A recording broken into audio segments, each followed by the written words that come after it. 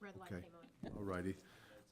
It's 9 a.m. We'll call the meeting to order. All council members are present. This is a Fort Myers Beach Management and Planning session. Town manager, town attorney, town clerk, and we'll stand for the Pledge of Allegiance. I pledge allegiance to the flag of the United States of America and to the republic for which it stands, one nation under God, indivisible, with liberty and justice for all. Okay. The first item for discussion on the agenda is the corner lot setback discussion. Who wants to start this one? Oh, Sarah. Okay, Sarah, that's right. Good morning. Good morning. We are going to have a presentation up momentarily. Sarah Probst with Community Development.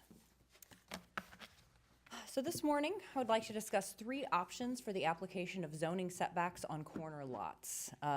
These are just 3 of the options that have been applied locally, and there are several components to each one of them that can be viewed separately and discussed, modified, so that we can end up with a code that works for Fort Myers Beach and the unique situation we have with corner lots. The 3 options that I'd like to discuss today are the front and side street setbacks, the 2 fronts and 2 sides, the minimum buildable width. So those are just 3 options that are used locally. That was discussed briefly in your memo. So the Hey, first, Sarah, sorry to yes. interrupt you, but for folks who might be watching, could you just kind of set the table a little bit, kind of explain what the status quo is, what the problem is, and then what we're trying to fix? Certainly. So right now, the way corner lots work, you have 2 fronts, a side, and a rear. So the fronts are anything against the right-of-way, and those are 25-foot setbacks. You have the rear setback, which is 20, or if it's on water, 25, and then you have what's now going to be a 15% setback. So you end up with a lot of setbacks and not a huge buildable area, and some confusion over what's the side, what's the rear. I mean, it's easy to see that the 2 fronts, or the 2 right-of-way setbacks are going to be 25 feet, but then figuring out how to apply the side and the rear is complicated. So we end up with lots that have a lot of setback space, and it's hard to figure out how to orient them. So we're trying to come up with a solution that makes some of these corner lots more buildable. Some of them are quite large, and there's plenty of room, but some of them end up being fairly small, and it's difficult to build. So you end up with a lot of variances in front of you. That's what we're trying to work through today, to maybe find a way to make these lots more usable in a way that everybody's comfortable. That's very helpful, thank you. So the front and side street setback, several communities in the area use this. The one that I primarily looked at was Sarasota. This is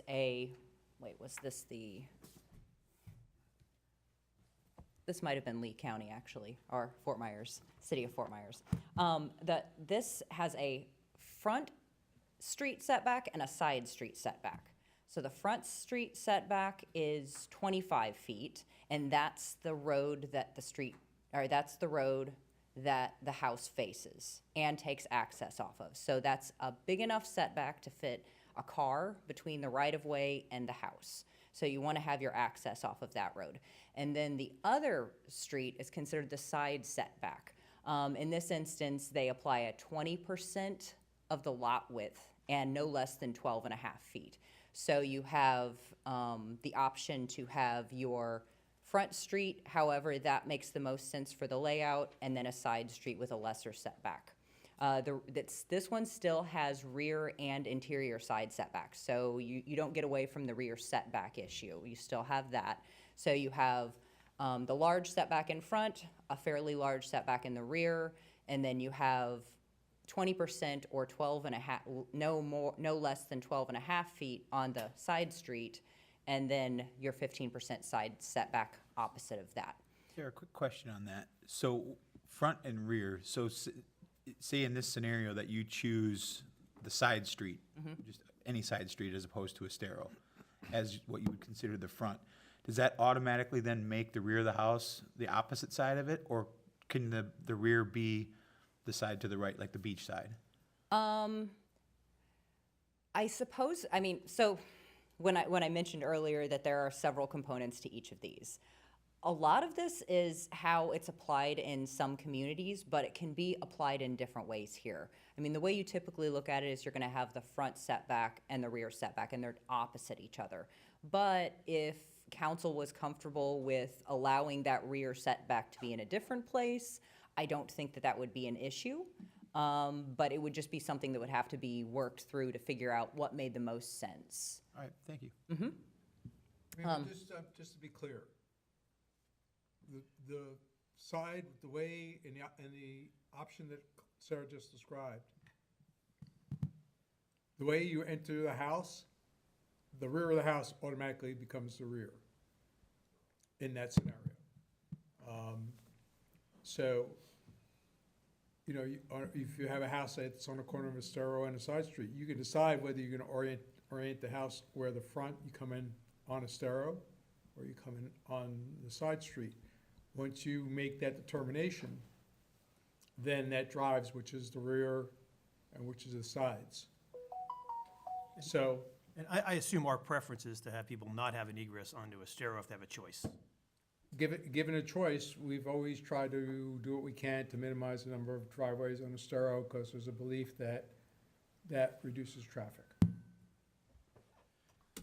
And so that is one of the disadvantages here, that you, and that also applies to one a little bit later also, is that you may want to have your access off of the less busy road, but you may want the larger setback from the busy road. So, and you really have to have your larger setback where you're gonna have your access, because that's how you have enough room to fit a vehicle in your driveway. So if you ended up with a 12.5-foot side setback, you really can't fit a car in there between the house and the right-of-way. So the entrance really has to be off of wherever that front setback is. So I did include a couple of examples in here. So this would be a large lot, and I apologize, these were up and down on the document that I gave you guys for your memo, but I had to turn them sideways to fit them on the screen properly. So this one, it's showing, this one would be as if it were off of Estero Boulevard. So that primary access would be on Estero Boulevard, and you have that 25-foot setback. That side access would be the non-frontage access. That's gonna be 15 feet in this instance. And then you'd have your side setbacks, and the side setbacks are gonna be based on, I believe I based this on a percentage as opposed to a rear setback. So my apologies on that. But it would be approximately the same. So this leaves you with a fairly large lot, but this is one of the large lot examples. Now here are some lots that are more in line with what we see a lot of. I mean, there certainly are some of those large corner lots, but we see a lot smaller ones. So in this instance, like a 50-foot lot, a 50 by 115, you really don't want to have your primary access off of that side street. You want it to be off of the main road, which is likely Estero, because you're not going to have much usable space otherwise, you know, because you end up pushing the house 25 feet back and 25 feet back, and you don't have much room to work with. So, and then... Now, do you think, do either of these options, are they more favorable for traffic safety, for visibility when someone's making a turn? Or is there still? I really only viewed this from the options that I've seen in regulations, and applied it only for the use of how to make these lots usable. I really didn't look at the traffic implications, but I did include that, you know, that some of the cons are that if you want your access and your larger setback off of, if you want to have the larger setback off of Estero, which you typically are going to want, you really have to have your access off of it. So there might be some flexibility for how the design works if you wanted to have your entrance off of the side road setback and have a lesser setback, and figure out a way that, you know, a driveway could be designed maybe as a loop. You know, if you have a longer lot, you might be able to do a circle drive. But in, So maybe adding more flexibility, saying it's not necessarily that you can put the egress wherever you want, but you define which one is gonna be the front. Yeah, and you have to be able to, in this instance, you would really have to be able to prove that you could fit vehicles in the driveway, because we don't want to have instances where people say, oh, no, we're gonna design it so there's plenty of room, and then they come back in and they just have one little short driveway, and then their big truck is hanging out onto, you know, your side street. So, Well, just typically, if someone has a corner lot, and you typically want to keep the area just in front of the stop sign clear. So you wouldn't want them to have their driveway, I'm just gonna say, you know, within 2 car lengths of the corner, just so that there's visibility there with all the bicyclists, pedestrians we have. Right. But it sounds like So- you'd have at least 25 feet in that case, right, between the structure and the, with just a couple car lengths, maybe?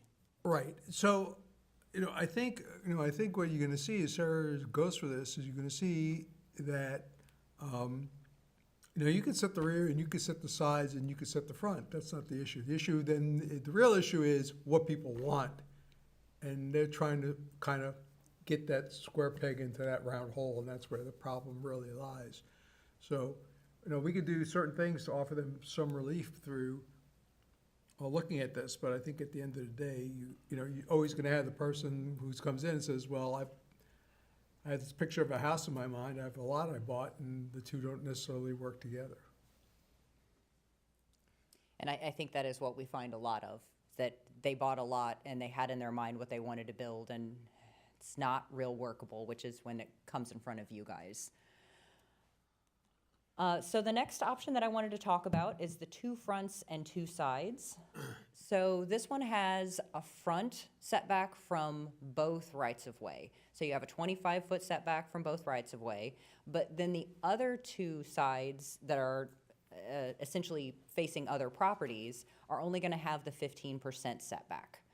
So this way, you're getting rid of that 20 or 25-foot rear setback. You've just got sides. Marco Island uses this. A couple of other communities use this. It's very simple to understand because you know that the fronts are on the rights-of-way. The sides are against the other properties. It's not confusing to figure out where they are.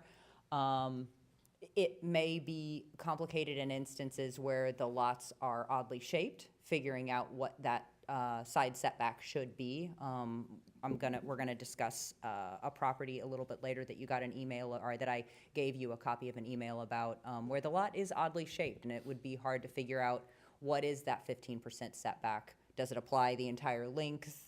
Does it change based on the width of the lot at that point?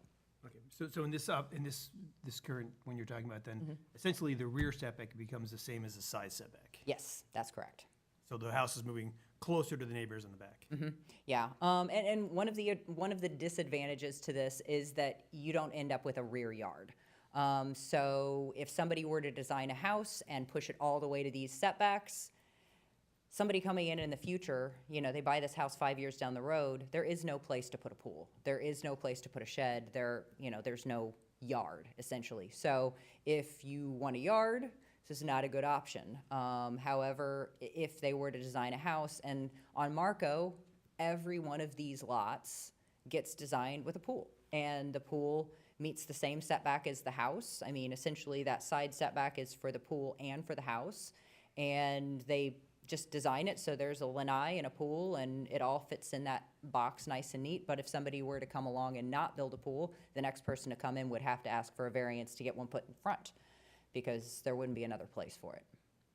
So, also there is no larger setback from neighbors, but on the plus side, it's very uniform looking. So either street, you're looking at Estero or you're looking at the side street, it's gonna be in line with the other homes. So it's not gonna be jutting out way in front of some of the homes like we'll talk about on the next one. So here's an example of a large lot, and we're applying the 15% setback here. So we've got 25 on both of the rights-of-way, and then we've got the 15% at the side and 15% at the side. With this one, this leaves quite a bit of room to work with. We look at the 50 by 115 lot, you end up with a very skinny house. So that's 17.5 feet wide by 72 feet long. So it's not a really good option for this type of lot. And we do have lots like this on the island. So it would make these hard to work with. I mean, well, and right now they're hard to work with. These are the ones that end up in front of you because they don't want to have a 17.5-foot house. Then looking at the 65 by 120, which is another kind of typical size lot, you end up with a workable house. It's 30 feet wide, 77 feet long. That's a good size house.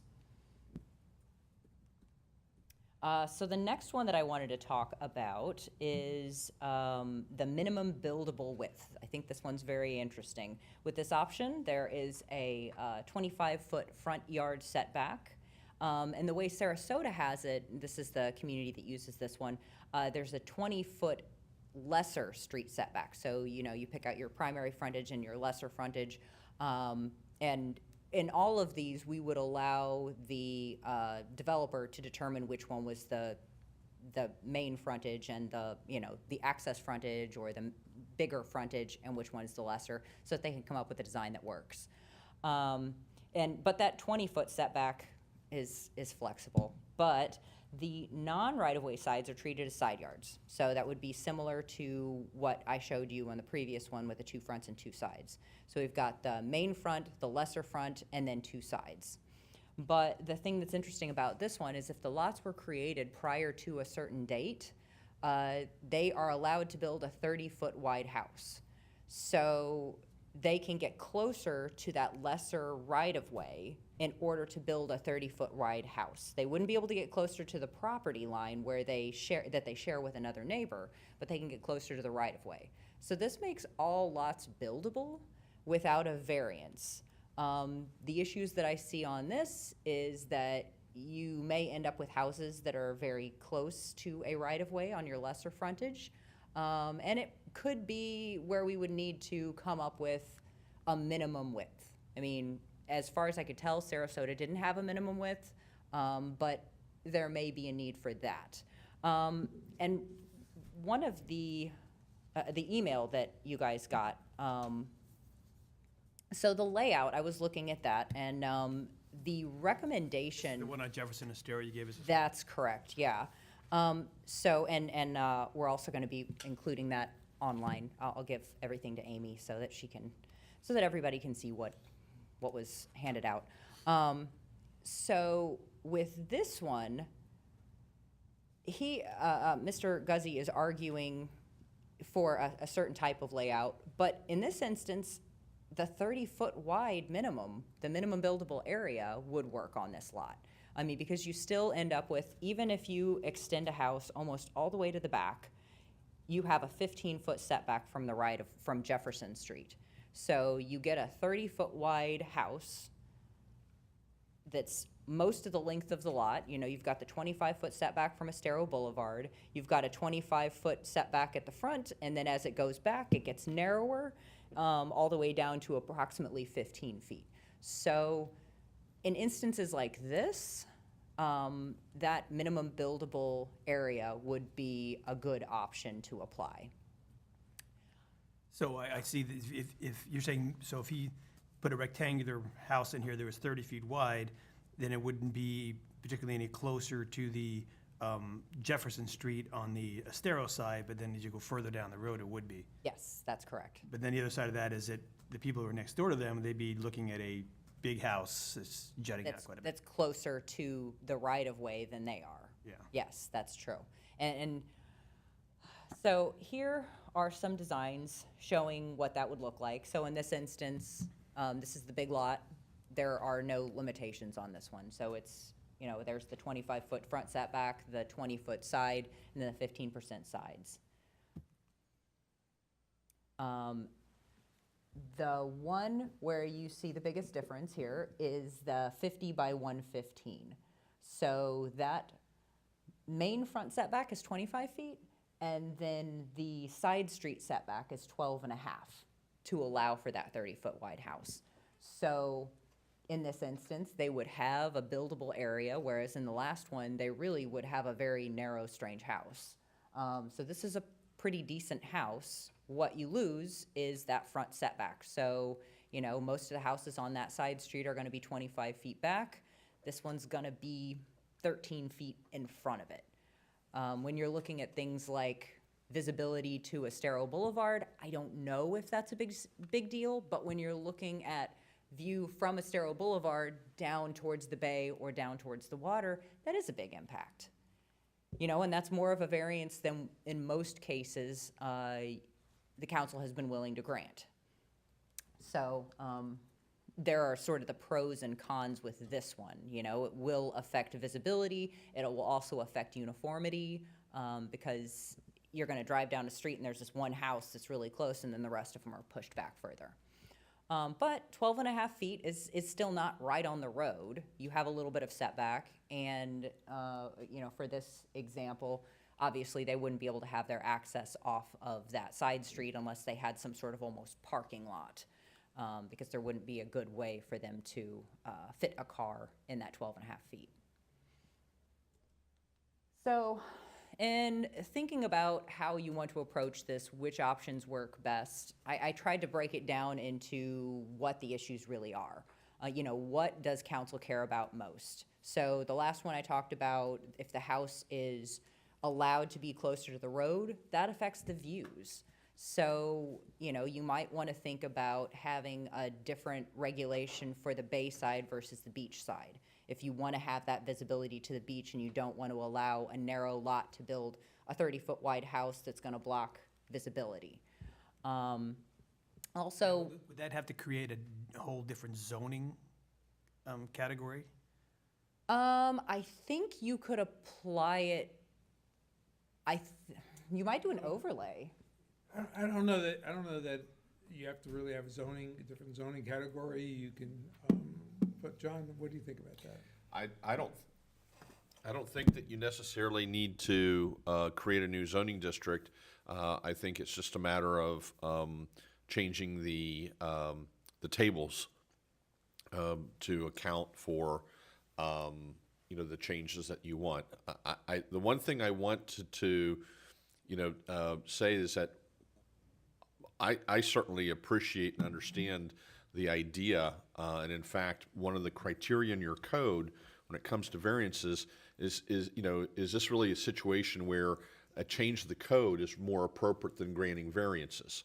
And I think that's really part of the purpose of what we're discussing here. However, with that said, there's always going to be that odd parcel that's going to potentially be that even with the changes that you're discussing is still going to be subject to or more appropriate for a variance, and trapezoid property is could probably fall within that category. So it's not that variances are going to disappear, but it doesn't also mean that we need to create a new zoning category or classification. But if that's what you want to do, if you want to distinguish between the beachside properties as opposed to bayside properties, we can do that. I don't think it's necessarily, or potentially an overlay district.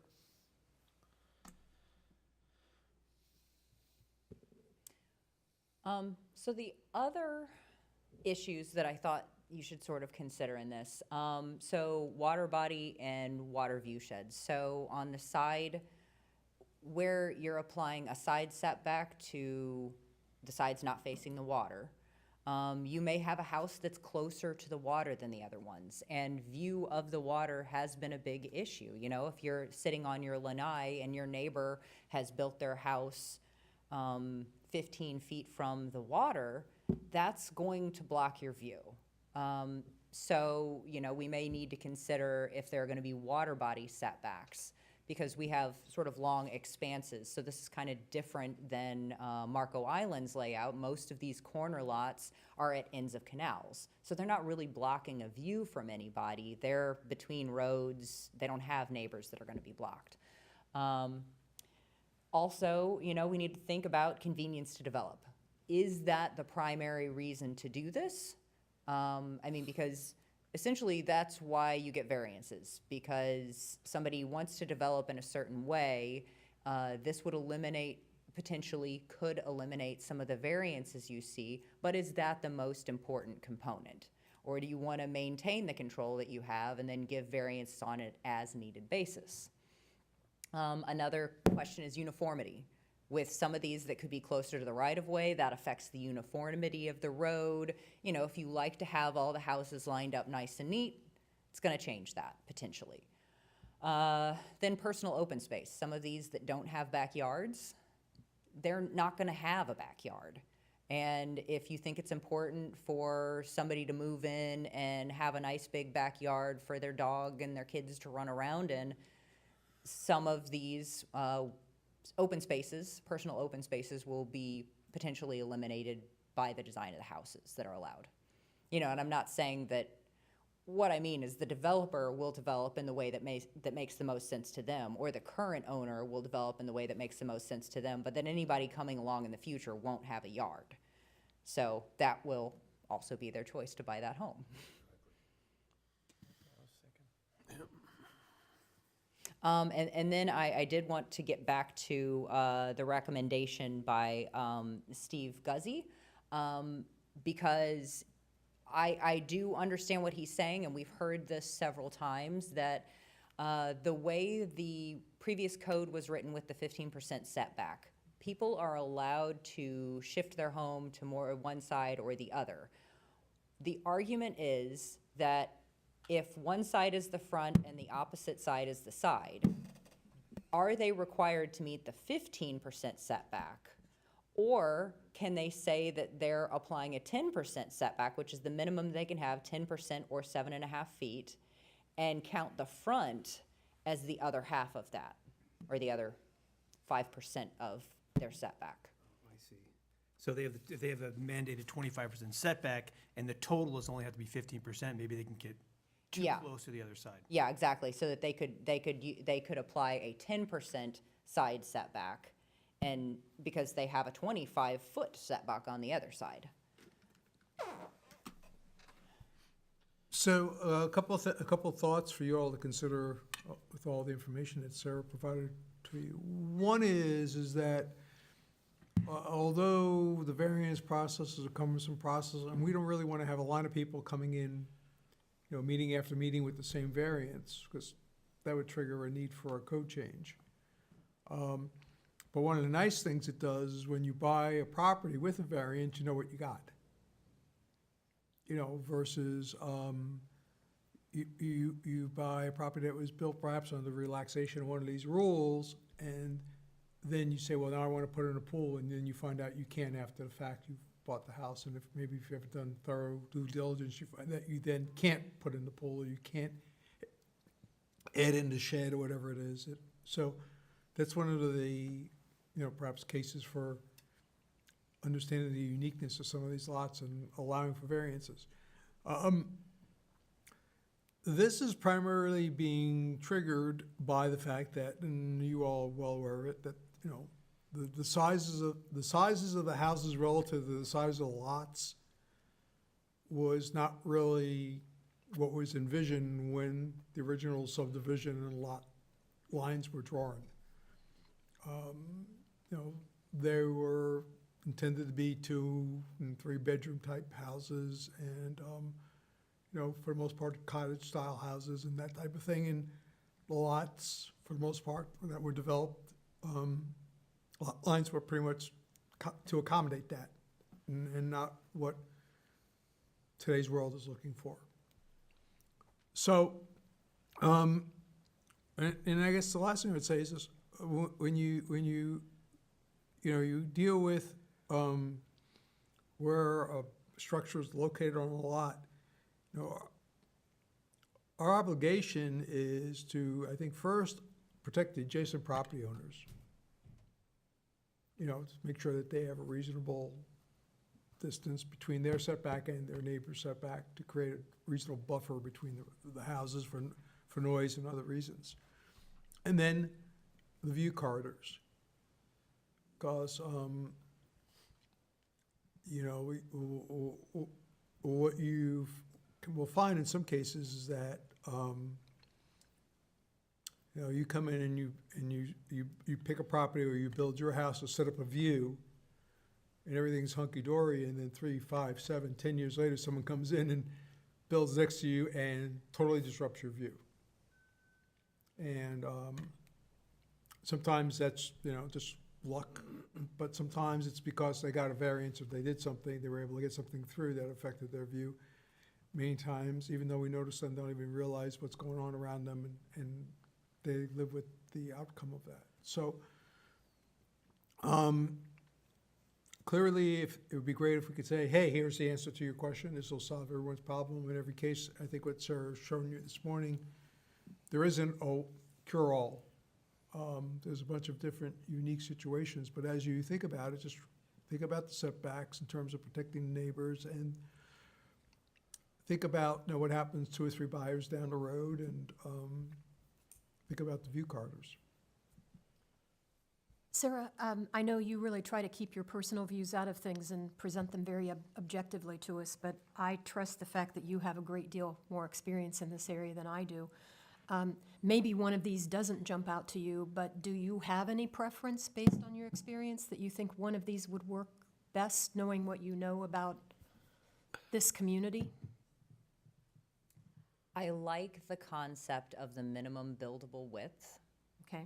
However, recognizing that if you look at the narrow lots, and we do have a fair number of those, that would be cutting off people's view corridors. That would end up with a house that was a lot closer to the right-of-way. I like the idea that you always know your neighbors are protected. They're gonna keep that consistent 15% minimum 7.5-foot side setback. But it's a problem when you end up with a house that's too close to the right-of-way. I do like working with the 2 fronts and 2 sides. It's easy, it's simple, there's no questions, there's no back and forth on where's the side, where's the front, what's the side street. 25 feet, 25 feet, 7.5 or 15% on the other 2. Very simple. But then again, you end up with, we have water. We have some corner lots that are adjacent to water, and they're not preserving that rear water body setback necessarily. I mean, there aren't a lot of them, but there are some, and they could be potentially 15% from that water body, which affects views. So, I think, you know, at the very least, we're gonna possibly need sort of 2 categories. One is to deal with the if you go with the minimum buildable width, it's gonna be for lots of a certain size or more.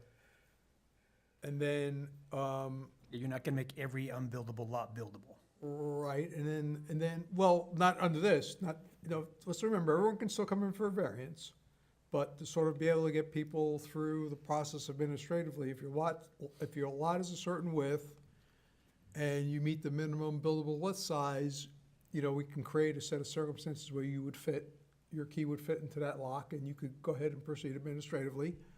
And then there'll be one that'll say that, you know, notwithstanding that, if there's water involved, you know, that setback takes precedence over what you could do. So that's what I'm hearing, and what I've learned from reading through the material. Sarah, well, maybe it's not a quick question, but in this scenario that you gave us in this email, you know, we talk a lot about, you know, we don't want the boxiness, we don't want the square stuff, but we always see the examples in the square. Have you heard of, or do you know of any way, using this example, does the house have to be perpendicular or parallel with that property line? Is there a way that we could structure it so that house could be angled? So just essentially one corner of the house maybe would encroach on the setback, but then it would open up a view corridor for the neighbor? You see what I'm saying? Like if you were to rotate that house to the left, you know, 20 degrees or 30 degrees, you'd only have that one back corner that would be up on that property. I can't really read the blue numbers on there, but do you follow what I'm saying? The answer is yes. The answer is that, by, tilting structure, you could create a little encroachment, but create a better view corridor. And that, and I guess, so that using this example here, is there a way that we could structure it so that if they wanted to say, turn this, so that you have a stair boulevard on one side? Because what I'm trying to avoid is, if they say choose the side street as their main entrance, and they can, however big their lot is, they could have this big essential wall that you're gonna see from Estero Boulevard. If we could entice them or offer them something, if they turn this a little bit, to open up one corner, potentially down the road, if they had to add a pool, you would still have a good, semi-good view corridor from Estero Boulevard. Am I making sense? As Yeah. opposed to just showing just square blocks, because I think that's what we're trying to avoid.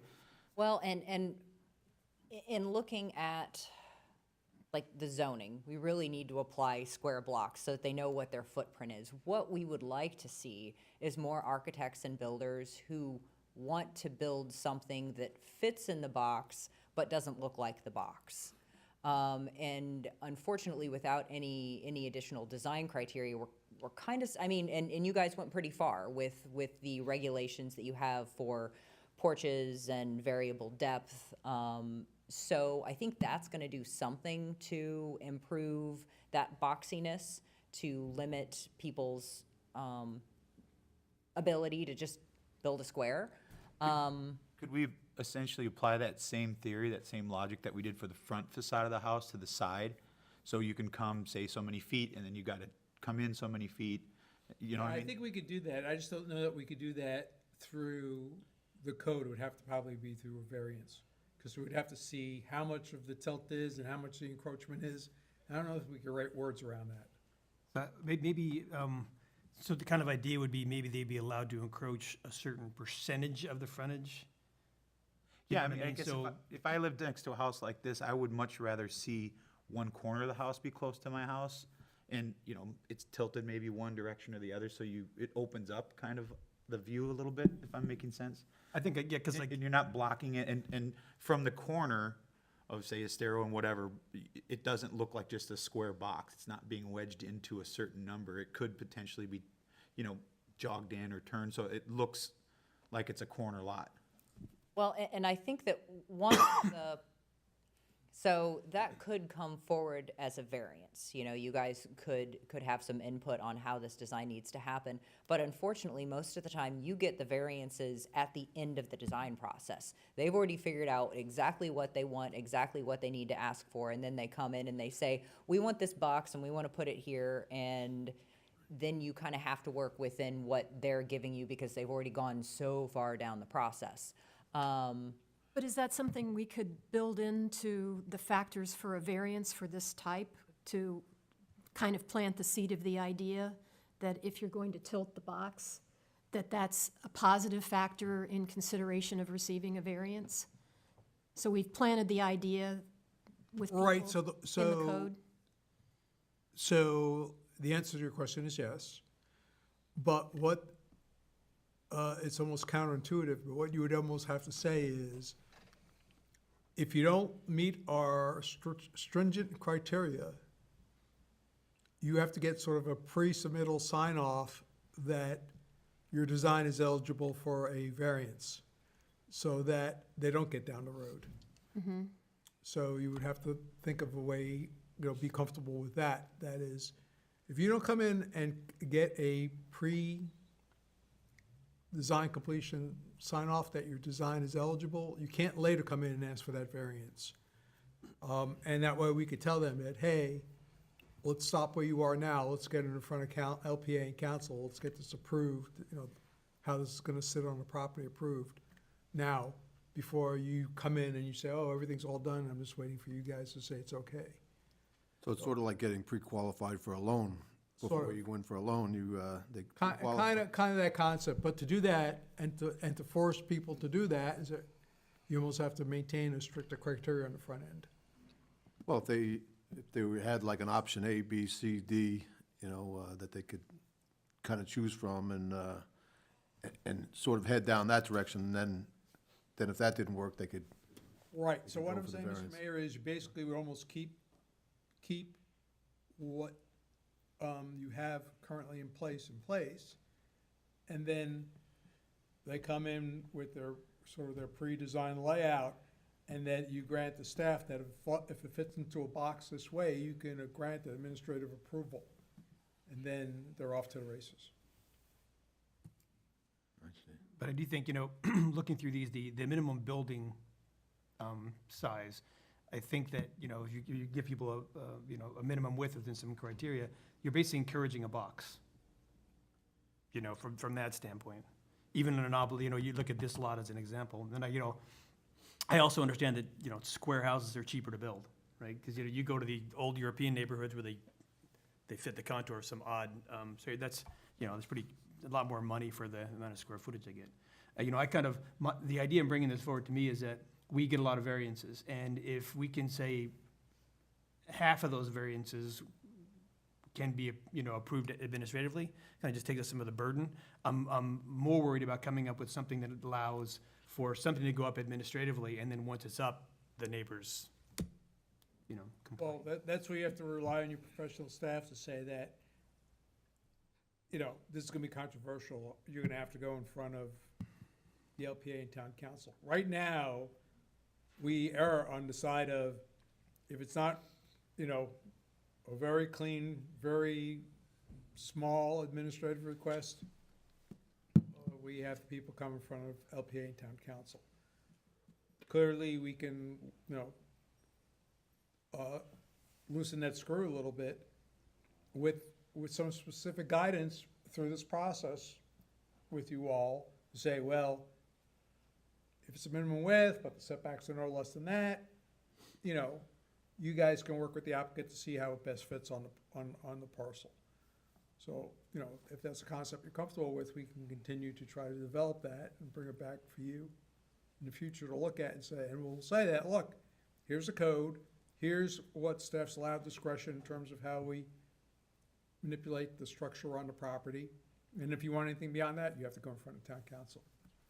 I'm a big proponent of what we kind of did with the sticks and carrots type of thing with the front of the house.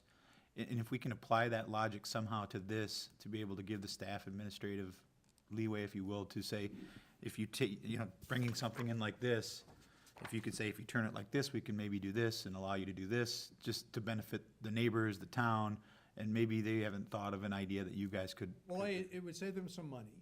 Yeah. So, but B is, staff's position is only good as, to be honest with you, is it's backed up by the LPA and town council. So if there's a general belief out there that if staff says apples, but we know we can always, the LPA and the council will give us oranges, we'll walk through those steps, but you're still gonna see a lot of folks coming to you all. If people are understanding it, say, hey, we, the council, and hopefully the LPA are saying, we expect you to work this out with the staff, go work it out with the staff. And if you come to us, you better have a damn good reason, then, that'll work. What about sorry. Go ahead. What, John, how does the state law now look at design review boards for residential properties? It's severely restricted. Okay. Unless there's already existing homeowner rules or and to use the planning terms, there's a vernacular, there's a look that permeates the community. Your ability to impose design, how the facade looks, has been severely restricted now. Okay, because that was going to be my suggestion, if we had like a small design review board, if somebody had a project that they wanted to bring forward, if there was an option to have like a corner lot design review board and instances that can convene when those specific come in. I really think that from the perspective of what I think the staff and the council is trying to do, which I believe, as I understand it, is to deal with these situations where there's essentially the equivalent of two front yards, is, right, some manner where, the property owner picks one which they want, which I think is the discussion, and ultimately recognize that it's because corner lots can be weirdly configured, if they're on the curve of a stero or something like that, that there's always going to be a situation where, as best as we try here today and ultimately bring it forward in the form of ordinance, there's going to be situations that just don't fit because it's not a square. To use that analogy, that's just going to come before you at some point as a variance. And in those type of situations, that is in fact what the variance process is there for, is to provide that kind of safety valve to account for those really weird situations. We're trying, by bringing this forward, I think the idea and the attempt is to try and account for as many of these as possible, but there's always going to be a situation where someone's going to have to be told, hey, this is really going to require a variance. And most of the time, a lot of it's unfortunately, a property owner's idea of what they want versus what the regulations allow. Perhaps there's a way to, there's been a lot of houses built that some are obviously big square boxes, and some, the one that really comes to mind is that one down by Sterling that I think we all thought turned out great. It's the yellow house with the garage, and then there's a living space above it, and the pool's it's like the 5700 block down there somewhere. Yeah. If we could have something that the staff could refer to like that, to give to them and say, this is an example of something that is beneficial to everybody. It's not a huge house, but you still have a lot of space, but it's in two separate living spaces versus one. Maybe put together some sort of, 5 or 6 different ideas of, this is something that, how it had to come in for a variance, but was approved because this or this or this. Does that make sense? Well, yeah, I think, unless, I encourage additional comments from the council, but where I think we potentially are is to see if Sarah, Jason, and Jason can sit down together and say, look, if we create this group of criteria that is more liberal than the current code, and then show that to council, and if you agree, then that could be the threshold for administrative approval.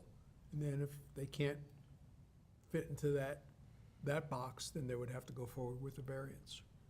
Well, we've asked a lot of questions, but not really given you a lot of feedback, and I know that's important for us to do for you. The thing that I'll say that seems most clear to me is that I'm not liking the 2 fronts and 2 sides because of the elimination of the rear setback.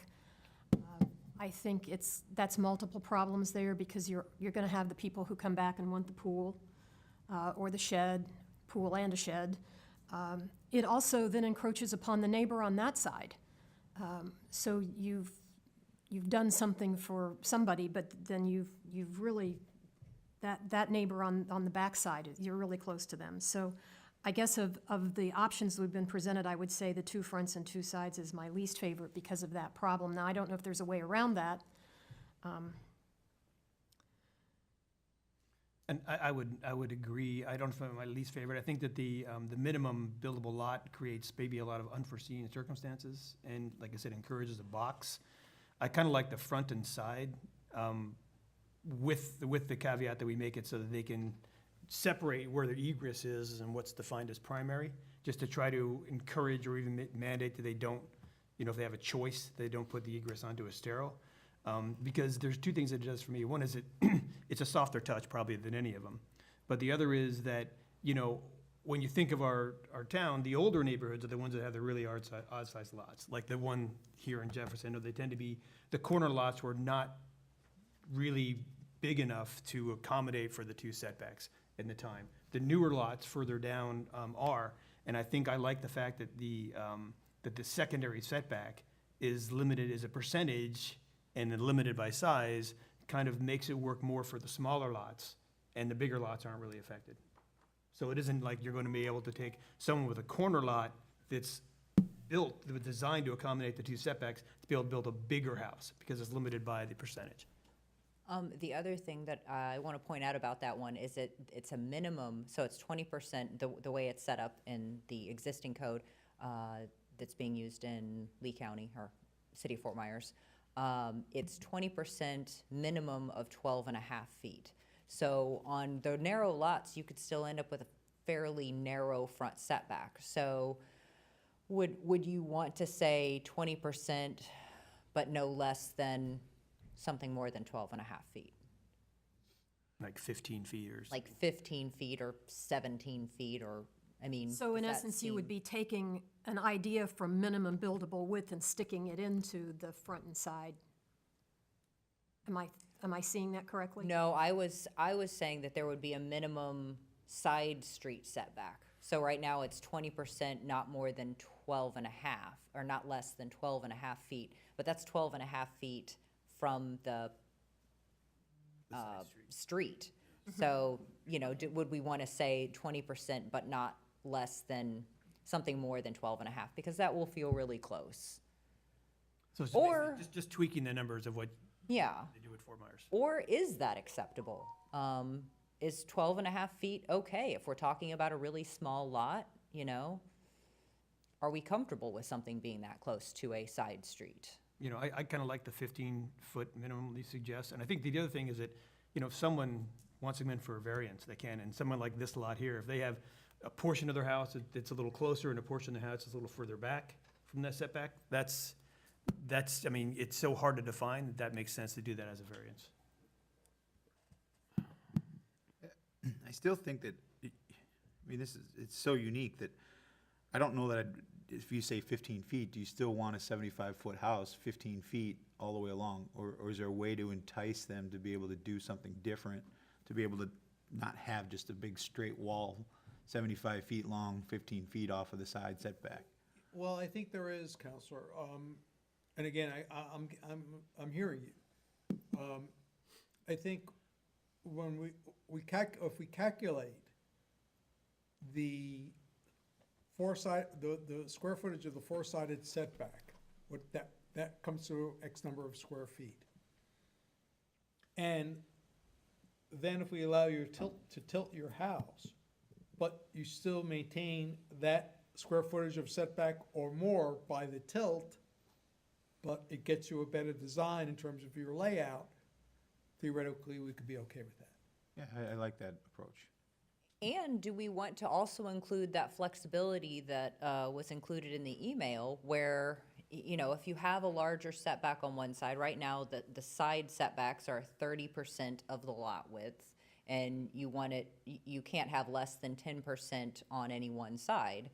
Do we want to give them that flexibility and say, you know, maybe they can shift a little closer to the right-of-way or a little closer to the adjacent property owner to create that flexible space, but they're still providing that same setback? Or do we want to increase that so that, I mean, because obviously 30% of the lot width in most instances is not going to be enough, and it's not going to be 25 feet from the right-of-way. But do we want to allow some of that flexibility with the other side setback? I think you almost have to if you want to eliminate that same house, every house looks exactly the same. I think you're almost going to have to be able to be somewhat flexible to an extent to create the design I think that everybody's hoping we can do, so that every house, even though it's the same or maybe the same size, but it doesn't look exactly the same. And do we want to say that in instances where we're granting that flexibility, that's to allow a minimum 30-foot wide house, and that's sort of the threshold? And then if somebody says, but no, I want my 80-foot wide house, and they're asking for that flexibility, that we can say, no, we can't give you that flexibility. You have a minimum building area. You have an adequately sized house. But if there's, like, are there limitations that we want to put on it so that the people who have the really small lots can get that additional flexibility, or, you know, oddly shaped lot to get the flexibility so that they can build a minimum buildable width house? But that doesn't also apply to the gigantic lots that have plenty of room, but they're still asking for that flexibility so they can get that extra 10 feet That makes sense. I think, Sarah, we're gonna have to say for, whatever criteria we build, it's gonna have to be for lots of this size and then, or smaller, and then whatever other criteria apply to lots beyond that. Because, you know, your point is well taken that, you know, what we're doing to give relief to the smaller lots that are having difficulty siting their structure on the lot is, or we're trying to provide relief to them and not to allow a larger lot to have an even larger house. That's not our goal. Yeah, for me, it's important that some of the due diligence goes back to the person that's buying the lot. So if you're going to look at the house, or you're going to look at a lot, and you have an idea of what you want your house to be, if you can bring in a sketch like this to town staff and say, here's the lot, here's the house we wanna build, you can tell them very quickly that this isn't gonna happen, or you're wasting your time and your money, as opposed Or to. you can come back in and ask for a variance. Or you can take your chances and you can come before the council and LPA and hope for the best, but it maybe would eliminate, well, I think would eliminate a lot of the problems that we're seeing with all the variances coming in now, but it would also help maybe give some ease, because as much as I think we try to change this, we're not gonna be able to fix everybody's problem, and at least we're giving the most flexibility for someone, before they buy the lot, they know what they could probably do. And maybe it would entice people that can't afford the bigger lot, but still wanna have a house in that area, to be able to do some of the design features that we really like to see. So they'll buy it and adhere to maybe doing something a little bit smaller, a little more unique to keep that character. So what I'm hearing is you want to have flexibility for some of these smaller, oddly shaped lots. That there might be a way to do this administrative relief if they're a certain size, and potentially they're looked upon more favorably if they're meeting X, Y, and Z criteria. So that we're getting designs that are not as impactful, that meet the city's desires. And then if something is sort of outside of those bounds and staff is not comfortable, then we can kick that to LPA and town council and say, sorry, this is a variance because we're not comfortable approving this amount of flexibility. So we can have some certain set parameters that we can work within, and you know, if they're meeting these criteria, we can do that administratively. If not, then it comes before you. Yes. Yes. So Okay. I'm reading almost like a combination of the front and side and the minimum buildable. So it's like a trigger, that if they don't, if they have the minimum buildable size without needing this criteria, then they don't get the setback. And I can include in that criteria, and I'm gonna be coming back to you guys with some ideas to see if the concepts work, and I want you to think about, you know, how they might apply, and I'm gonna reach out to some of the builders and see if they can tell me how this would apply, see if I can get a little bit of feedback on that. You know, some of that criteria might be if they're on the beach side and they're blocking visibility, that's gonna be looked at less favorably, or that will kick it into, you know, not an administrative approval. That has to go to LPA and council, because we don't want to block people's views of the water, the beach, that type of thing, you know? That's something I have a bit of a problem with, because I think it's pretty subjective. I mean, when is Well, your backyard valuable enough that everyone gets access to it? Well, right now, we have on the comprehensive plan that we want to preserve those view corridors to the beach. I mean, that's part of the comprehensive plan. We want people to be able to see to the beach. So that is something that I think that we can say is fully supported by our comprehensive plan. I don't think that we would want to say that subjectively a view down Palermo is valuable necessarily, but because our comprehensive plan says we want to preserve these views, I think that we can support that by saying maybe if you're closer than 17 feet to the right-of-way, you're impacting view corridors, things like that. Well, I mean, we could also, rather than us saying it's a good view and someone else saying it doesn't affect the view, is just ask them to have a view corridor study submitted for, you know, so it becomes part of the record. Because it is highly subjective. So it's very easy. There are consultants who do that. They can hire a consultant and say, look, if I do this, it won't affect my view. It won't affect the public's view. And I appreciate you putting these, I'm a visual person, so I appreciate these drawings that you put together. For me, it would be beneficial to work with the smaller lot size that you have, like that 50 by 115, because that's gonna be the most unique one and the hardest one to maybe get some flexibility. So as you're putting together your suggestions, if you could keep that 50 by 115 lot, if that's like the smallest standard lot that we see on corners, and do some sort of designs like we've talked about on what would work if you do this, so that for myself and anybody that's watching, they can not just see this square box, they can see this is what you could do. You could have two structures, or you could have one at an angle, or you could have, you know what I'm saying? Have a couple different ideas to go along with it, just to help, I think people that watch or builders get an idea of this is something that would possibly be approved. And I'll do the best I can. I am not an architect or a designer by any means. So this is my creativity right now. I've got boxes for you. But I will. We could really put it, the screws to Sarah and tell her she has to use two colors. But I will definitely reach out to some of the builders, and because we do have some specific lots that people have asked us about, how do we design on this? And, you know, if I say, well, if you apply these regulations, what would you be able to do with that? Would any, you know, because we also have some builders who have some sort of specific sizes and designs that they've used multiple times. Will any of those sizes, will any of those designs work on this property? Or, you know, what fits, what doesn't fit? Well, I think that you bring up a very good point. You know, we've seen a lot of the builders come in and say, well, if you would have contacted us, we would have worked with you. Maybe we can use them as a resource to help you out. Say, here's the lot, here's some of the things that we're thinking about administratively we could do. What could you provide us with a design? They wouldn't have to spend a lot of time on it to do the work for you and send it back. Since they come in here, when we get to the point that we have to say yes or no, and they say, well, we didn't know about it, at least then we can say, we offered you the chance to come up with some designs beforehand, and then when we get to the back end, we have to approve it. If it is a variance, we can always revert back to that. Well, I'll guarantee you that they won't like whatever we come up with, but we'll try. Well, that's fine. At least we can say we tried. Hopefully they like it more than what they've currently got. That's what we're trying to do, just make it a little bit better.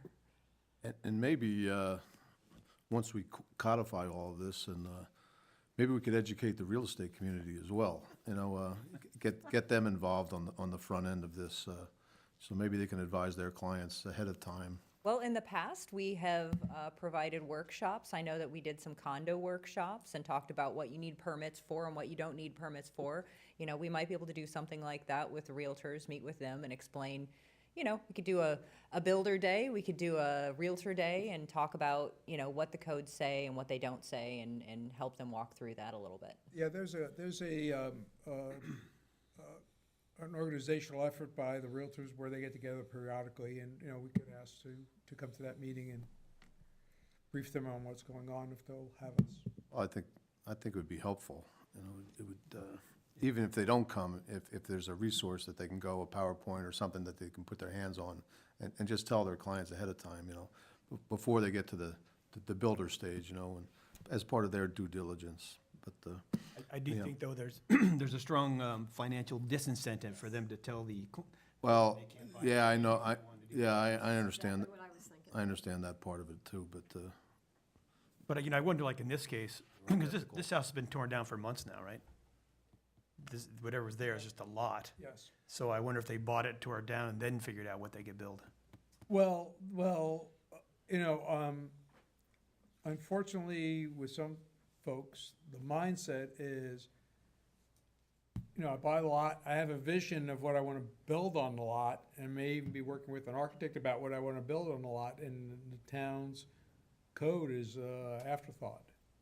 You know, this makes sense to me, so therefore it must be allowable. And then they find out that there are some restrictions that they have to work around. And you've heard it, I've heard it, well, we've spent so much time and money on this, it's not fair to make us change at this point. And it's like, well, you know, if you didn't contact us either before you bought the lot or the day you had that first line drawing from your architect to see if what you were thinking about would work, or at least for us to tell you what headwinds you're gonna be facing, that's on you, but, you know. Yeah. And, you know, I bought a few properties in the day. I've never torn one down and rebuilt. but I've also never dug into the nuance of the code to the level that, as due diligence. And I think most people don't. You know, I worked with a realtor to buy a house last year, and, you know, she would say, oh, what about this house? And I'd look up the zoning codes and say, no, I can't put a fence here, and I have 2 big dogs, you know, things like that. But most people don't do that. Most people assume they can put in their fence, they can add a garage, they can do these things that in their mind seem very reasonable, not realizing that that community may have regulations that don't allow it. So, you know, we are sort of in a unique situation because we're all familiar with the codes and we know how much they impact people's lives and their ability to do the things they think they should be able to do. Okay. Do you have direction? I think so. I'm going to get to work on some concepts and I will be back after your break.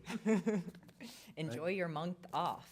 Thank you. Thank you, Sarah, for everything. Roger, can we make sure we get Sarah some different colored pens too? Yeah.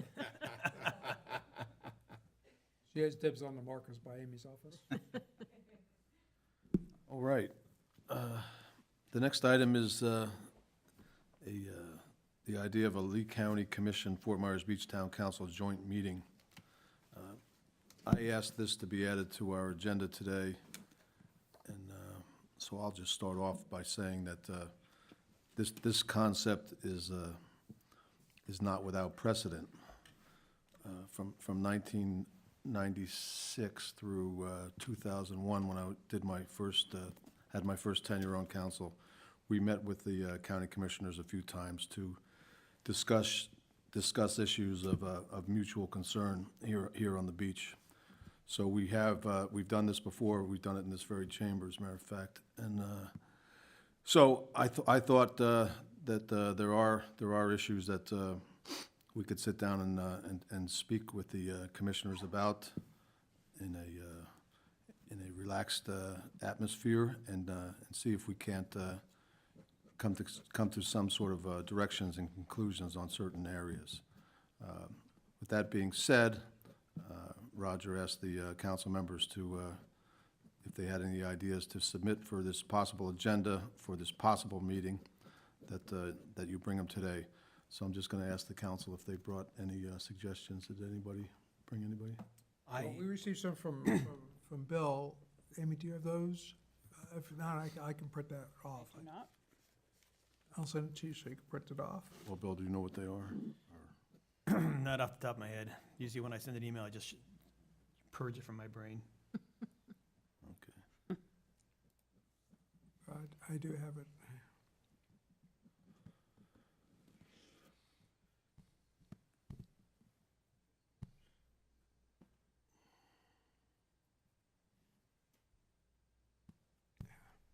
But, if you want to continue while you're waiting for, I was going to, yeah, go ahead. You have something in mind? I'll continue, okay. Well, the items that I want to talk to the commission about are, of course, the lighting issue and of Estero Boulevard, the future of Estero Boulevard itself, and also some discussions that I had with Roger about, our Roger here, about the bottom of Estero Boulevard, by the bottom of the bridge down there, what's going to happen with all that area. Those are just some of the items that come to mind immediately.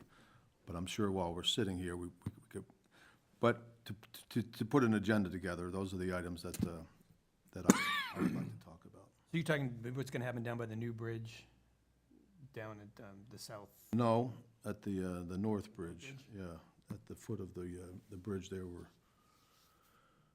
Roger can explain that better than I can. Yeah, I thought that was state property.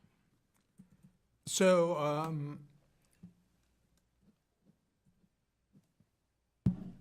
just, Bill, my phone is so I can refresh your memory. Okay. Just don't want to mention those. So, I think I forwarded some information to you all about, some from FDOT, but one of the indications we've continually gotten from them verbally is that they're gonna turn, once they complete the foot of the bridge project, if they complete the foot of the bridge project, they're gonna turn over the state's part of Estero Boulevard to Lee County.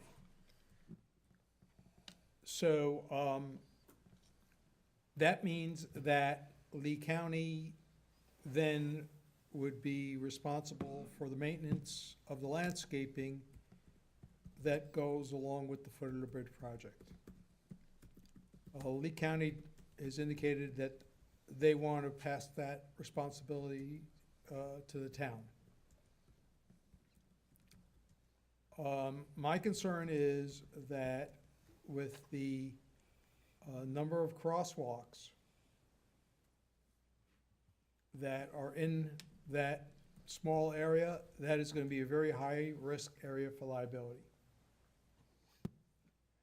And it would be my recommendation to you that we don't take on that responsibility for maintenance. To try to help that situation along, I contacted the TPI Margaritaville team, and they said that they would be willing to do the maintenance. And it's really minimal maintenance, to be honest with you. It's not that the maintenance is expensive or difficult to do.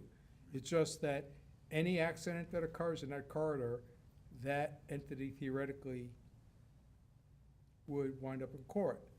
Now, I'm sure if TPI and Margaritaville does do the maintenance, they're gonna ask for, to be held harmless for what they do unless they do something grievously wrong.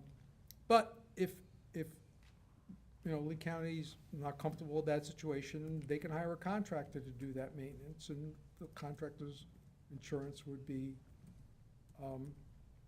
available should there be a claim as a first tier type of situation. But if you all want us to take on additional liability, I look at the liability along Estero Boulevard as what are the highest risk areas? Crosswalks. So when we talk about sort of the lighting on Estero Boulevard, the actual roadway lighting itself, I'm not really, while that does present some liability, it's really minimal.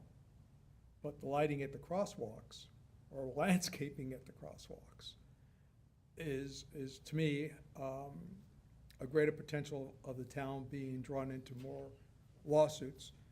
And I caution you to be careful about that. Roger, would you extrapolate on the definition of maintenance? Is it also the planting and maintaining the vegetation in that particular section? Is that what you mean by maintenance? It's not the road itself, it's really it's the vegetation? Correct. And the state was going to plant it, right? Stan was gonna plant it and get, I believe, a 2-year warranty.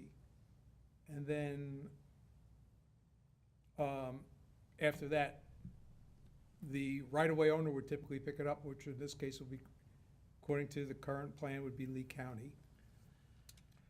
And what the state has indicated to me is that Lee County is not interested in doing that.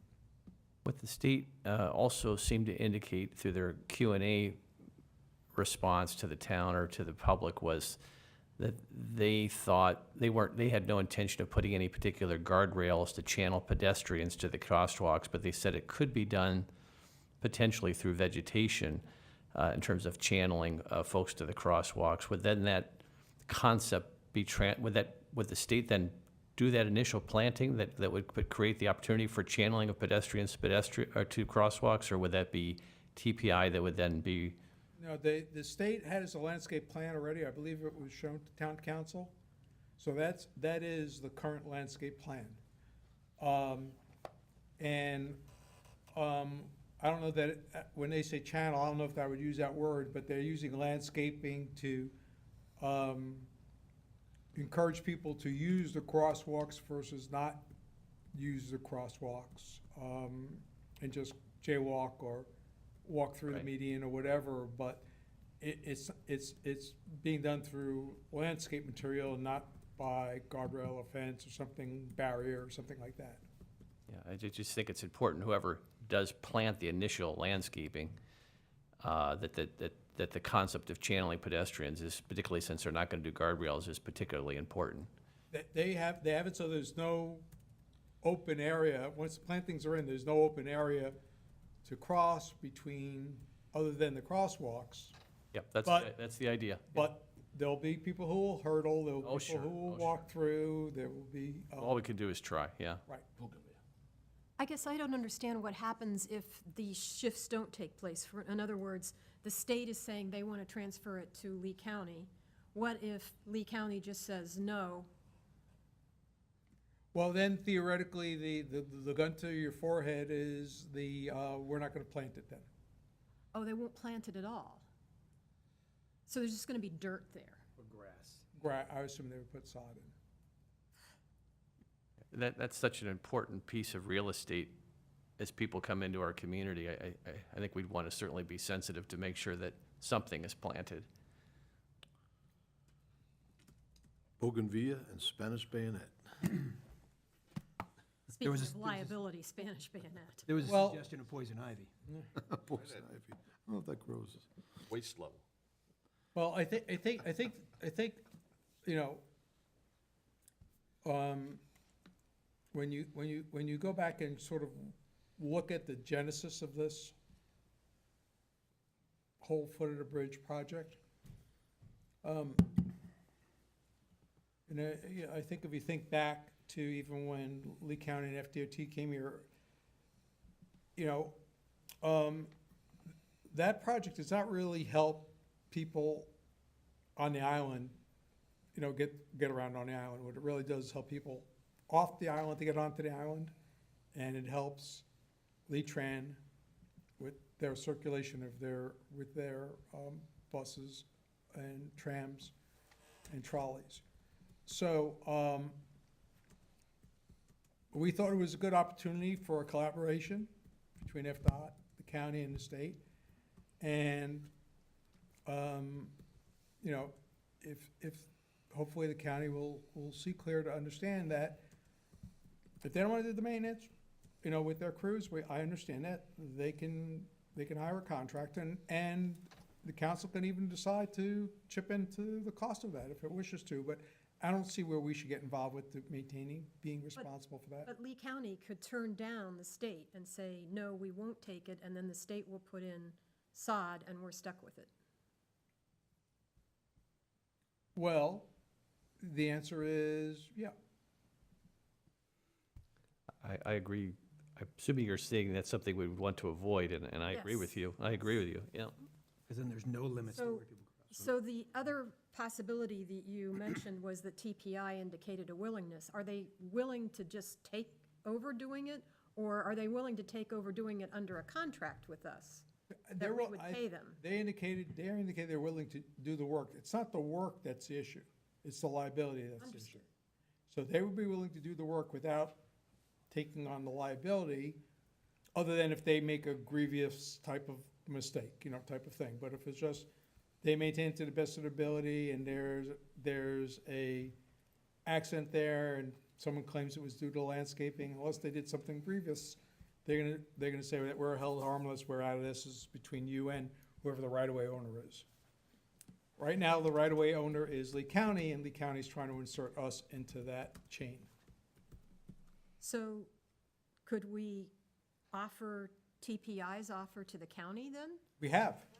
And, The county wants a contract with us, and I have us a contract with TPI.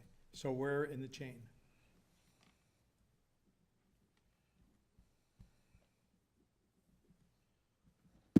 so the TPI offer is very nice, but really doesn't help us with the liability issue. Well, it wasn't intended to help us really with the liability issue, it was to help us with the ability to respond to a down front or something quickly and easily, because they're right there. So, let me ask you this, that contract that you said you sent up there, how was it worded? Was it that the county would install pay for and install the landscaping, and then the town would then just enter into a maintenance agreement with TPI, or enter into a maintenance agreement, TPI through the town to, I guess what I'm trying to get at is the county willing to do the installation, keep the liability, and we just take care of the maintenance part of it? Well, The county's not doing the installation, the state's doing the installation. Okay.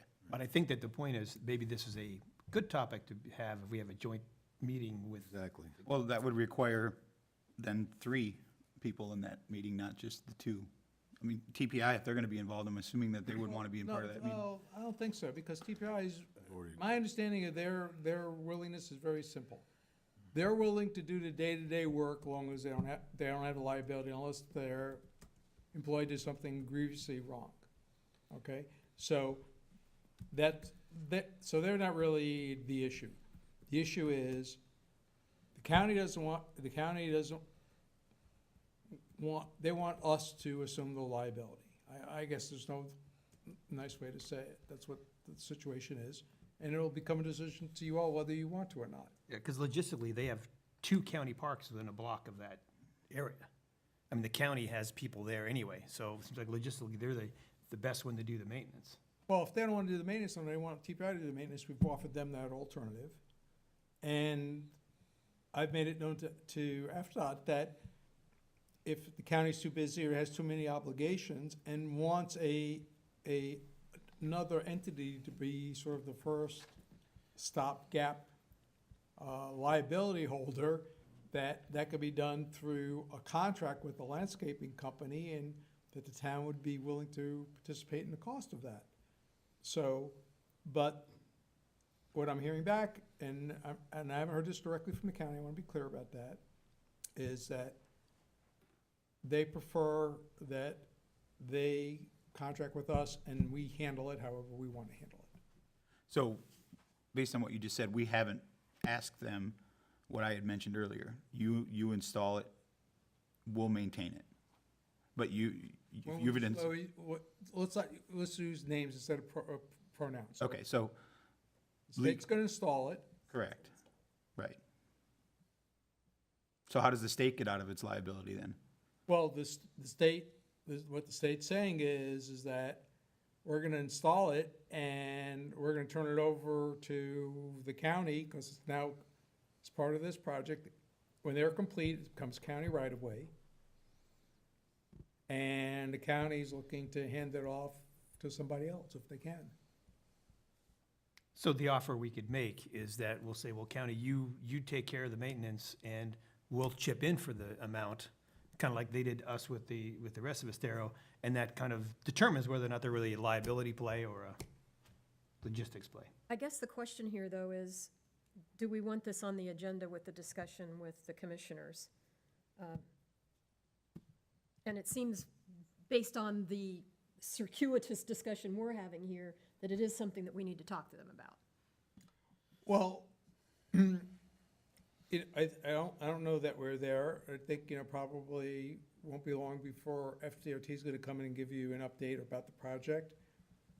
And at some point, this decision, is going to affect their critical path, because they're gonna need to know whether they're not gonna include the landscaping unless they know they have someone who's gonna assume the responsibility for the landscape. But I think to the point, I mean, it should be part of our joint meeting. That's really what we're talking about here, right? Well, If they agree to a joint meeting. that's what I was just gonna say. We're assuming that they're willing to have one, and maybe they are, maybe they aren't, but a lot of the things I've heard, I haven't heard what you suggested that would be included yet, Bill. I'd like to hear that, I guess, before I make my next comment. Is about what? What other items did you have that you would wanna add to the Well, I agenda? had lighting, I think, which all of us have probably. The traffic patterns, which is the, coming onto the island, which is, I think, our next item discussion, is that I understand that's a state road, but I think that if we come up with a plan and get the county's commission's buy-in, then we have a better chance of getting the state to do it. And, the state DOT, they work on a book, and they're difficult to vary from that, but I think that the idea of, some kind of lane shift that could be used for trolleys and maybe shuttles, for employee shuttles, I think would help with traffic and help with help the business on the island. The other thing is, we put in ADA wheelchairs available at Newton Park, and the county has 2 parks, and I'd like to encourage them to do the same. So with some consistency across the island. And then the last is workforce housing cooperation. I'm sorry, Bill, I stepped out for a minute. Could you just quickly? My items were lighting. The next item we have on our agenda is the traffic patterns coming onto the island to try to make a lane for trolleys and maybe shuttles. And I know it's a state road, and my suggestion is that if we come to an agreement and we can get the county to come to an agreement, then maybe that has more sway with the state, and without that, I don't think there's probably a chance of them wanting to do it. There may not be a chance anyway. Then ADA wheelchairs that we put in Newton Park, encourage them to put it in at Bowditch and Lynn Hall. And then cooperation with workforce housing. Those are all great items. I think they're under an obligation to provide the ADA wheelchairs under the ADA law. I would think. So it's not anything I think we need to be encouraging them about.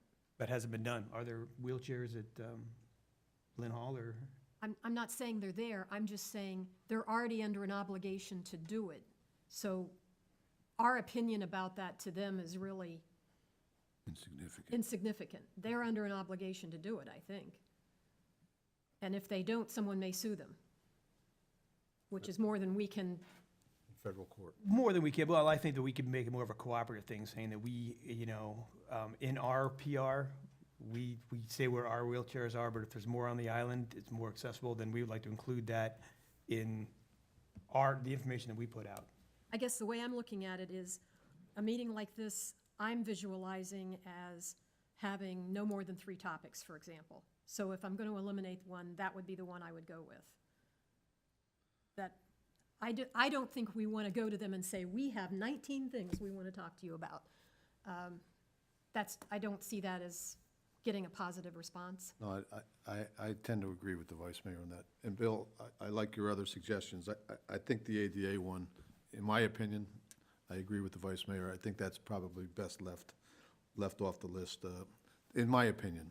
Only because, as was stated, they were already under obligation to do that. And I don't think they need us reminding them about that.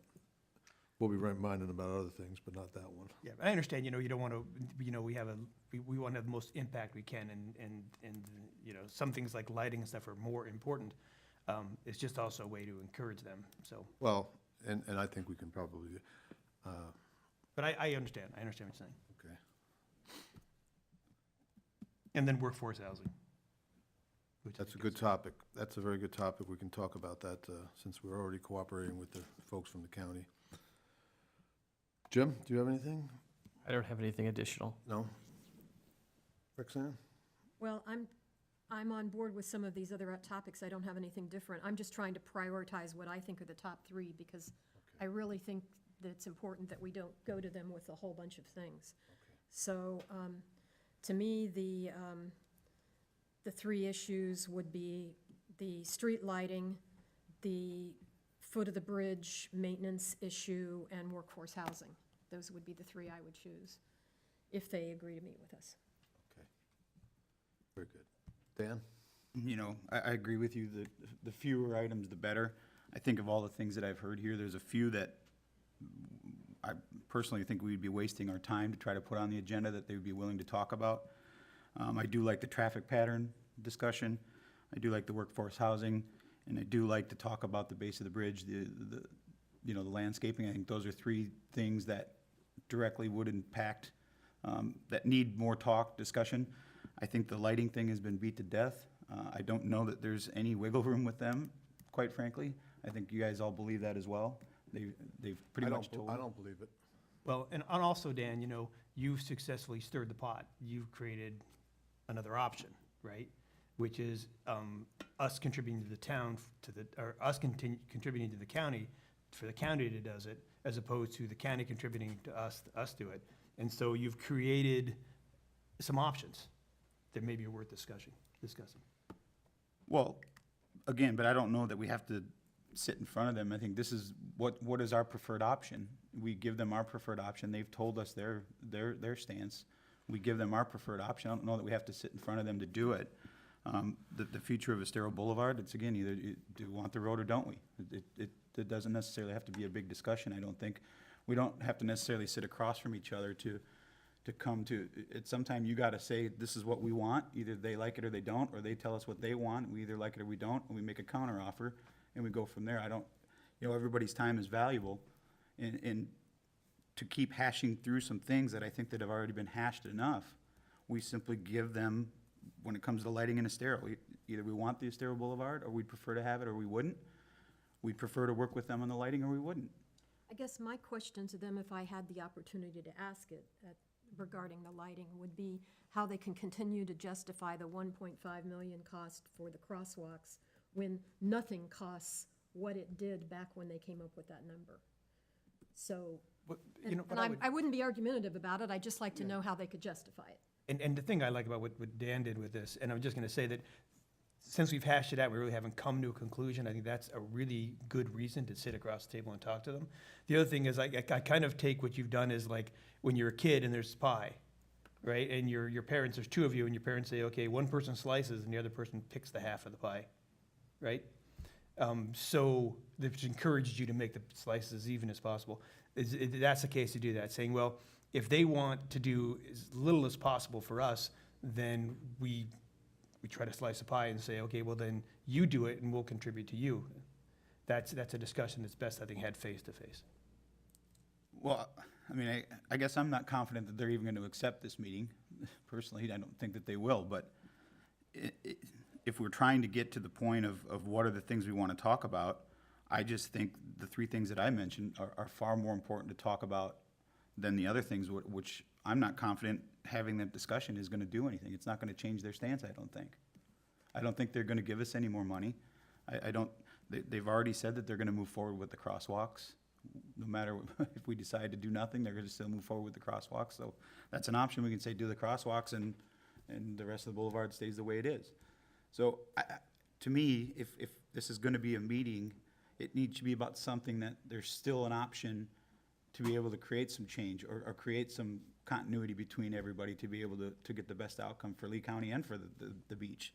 So, I mean, I'll stand fast, and those are the three things that I think if we have a meeting. The other things I think have comes down to the five of us making a decision. Which way do we want to go?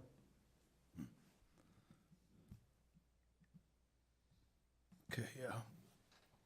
I guess I'd like to hear your input on this, Roger. What is your sense on all of the things that you heard on that have been brought up between Bill and the mayor? Well, I guess I'm gonna start with the fact that, just something I personally believe in. I believe that people who live and own property and are business people in Fort Myers Beach are also people who live in Lee County, are business people in Lee County. So we share constituents. It's not that they're our constituents and not their constituents, they're both of our constituents.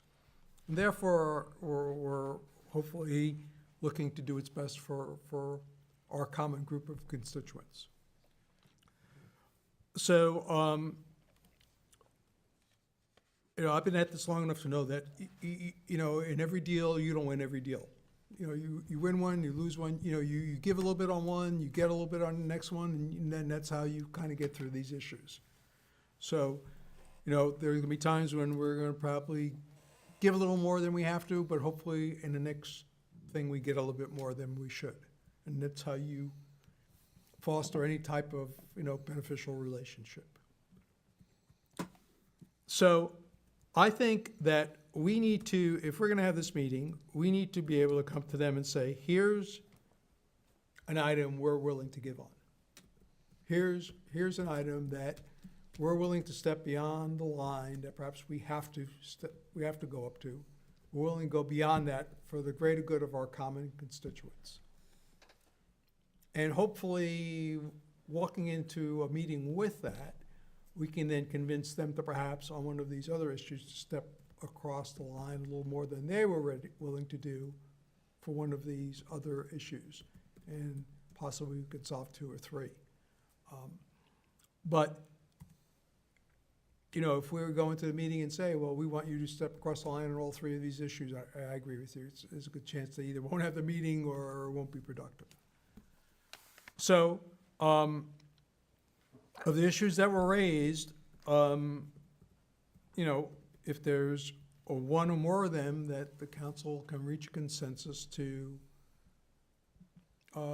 reach out in good faith across the table to Lee County to do perhaps a little bit more than we feel we should, but to try to achieve a greater good.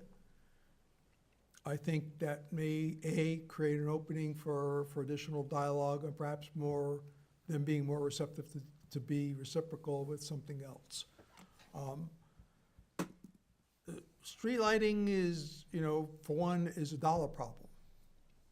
It's not a technological problem, it's not an engineering problem, it's just purely, who's willing to reach into their pocket, to what extent. So, whereas the future maintenance of the landscape area at the foot of the bridge is a liability problem, that's a little different. To me, that's a different category of problem. Because, I'll just say this, because if we're gonna be liable for everything that happens up and down Astoria Boulevard, then we get to, well, why don't we own it if we're gonna be liable for everything? But in any event, I really do believe that, at least based on what I've heard from you, that there may be a way forward on the roadway lighting thing. It's gonna require the council to prioritize it in your budget discussions as one of the things you want to devote a fairly large chunk of your discretionary funds for initiatives towards. I think if you are willing to do that, the ask would be for the county to administer the project and pursue the FP&L solution, if at all possible, because that solution would be cheaper for us and them than if they have a county installed, operated, and managed system.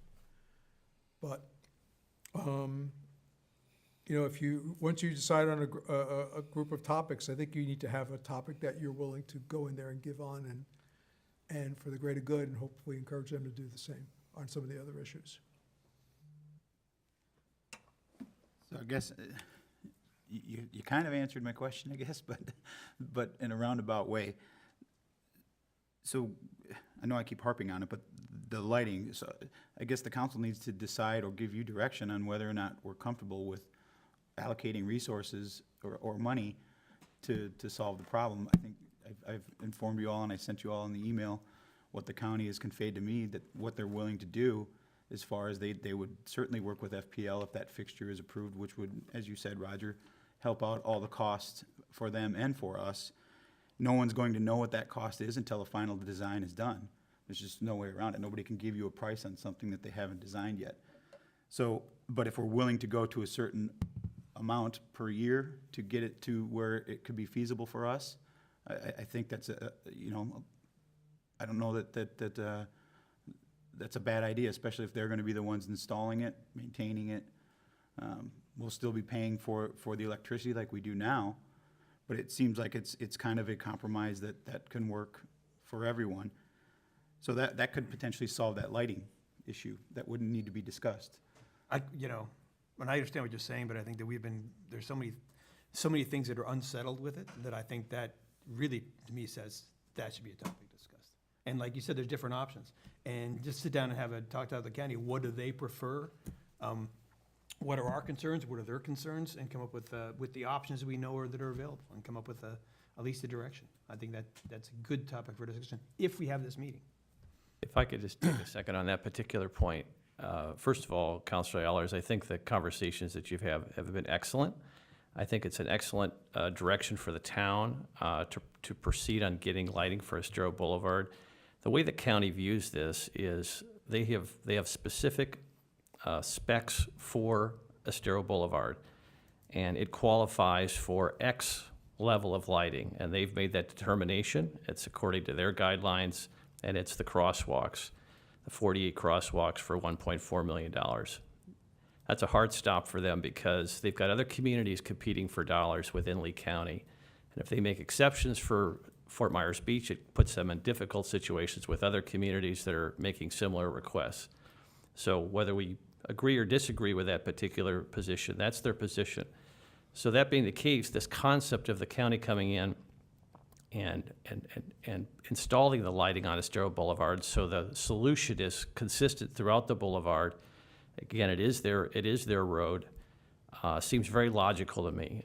The only thing I would encourage them to look at as we have these conversations is to expedite that installation. Obviously, we're all awaiting the decision from FP&L on the fixture. That could have a huge impact on costs. I know Councilor Allers, I think, rightfully submitted the worst-case scenario costs. I think if this fixture is approved, it would have a dramatic reduction in the costs. And my hope is the county would then be able to look at this, because it's certainly been studied a great deal. I realize additional study would have to be done to actually formulate a plan for these new fixtures, but I think the timeline would need to be expedited as quickly as possible. And I think we could do it much quicker if we all work together, and that's why I think this is a very positive step forward. I guess my question, Jim, is then do you believe the lighting needs to be a topic of discussion with them? Well, certainly, if the meeting will happen, it certainly would be fine to have that conversation. But I believe as we talk about various carrots in terms of cooperating with the county, I think this is the plan that Councilor Allers has put forth is a good first step, and I think they'd see that as a I think. I'll tell you the way I feel about the lighting issue.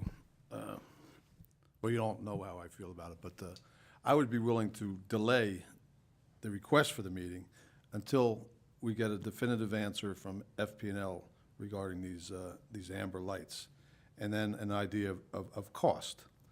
Then we can schedule the meeting and still sit down and then hammer out who's going to pay for what on Estero Boulevard.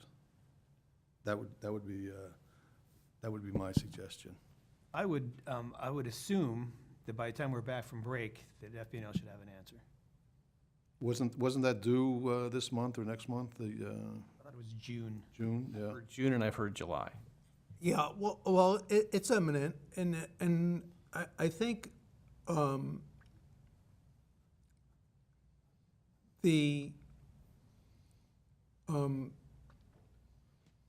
last stop on the train, at least for the next, 15 months, is going to be in September. You're either going to make an allocation for street lighting or out of the town's budget, or you're not. So when you have your September meeting, you're going to either have an allocation or you're not going to have an allocation. And if we don't have an allocation, if you proceed under the assumption laid out by Council Adult that they have a firm position of policy and they're not going to change, and the only way for us to get the additional lighting on Estero Boulevard is for the town to either build it or pay for it, we're going to have to make an allocation in either one of those two cases. So, Am I understanding then that you're agreeing that we should delay asking for the meeting? well, I think this is an opportunity for us to develop a item on the list for which we have an answer for. And hopefully, and it's an answer that we believe going into the meeting that they would be favorable to receive. So, and that, Is a yes or a no? well, hang on, so the answer, well, you could make, you could make the decision today, if you wanted to say, out of the $2.1 million that I showed you on Monday, set aside X number of dollars this next year and the year after and the year after, and that would settle it today. I don't know that you all are ready to do that, but, so let's just say, for argument's sake, that whether it's today or at the budget hearings in September, Get a yes or a no? well, I'm gonna come back and make sure I answer think your he's paid question, by the Vice word. Mayor, but I was trying to make a point, that you decide that, based on your review of the budget, that you could make a contribution towards the street lighting of $500,000 a year.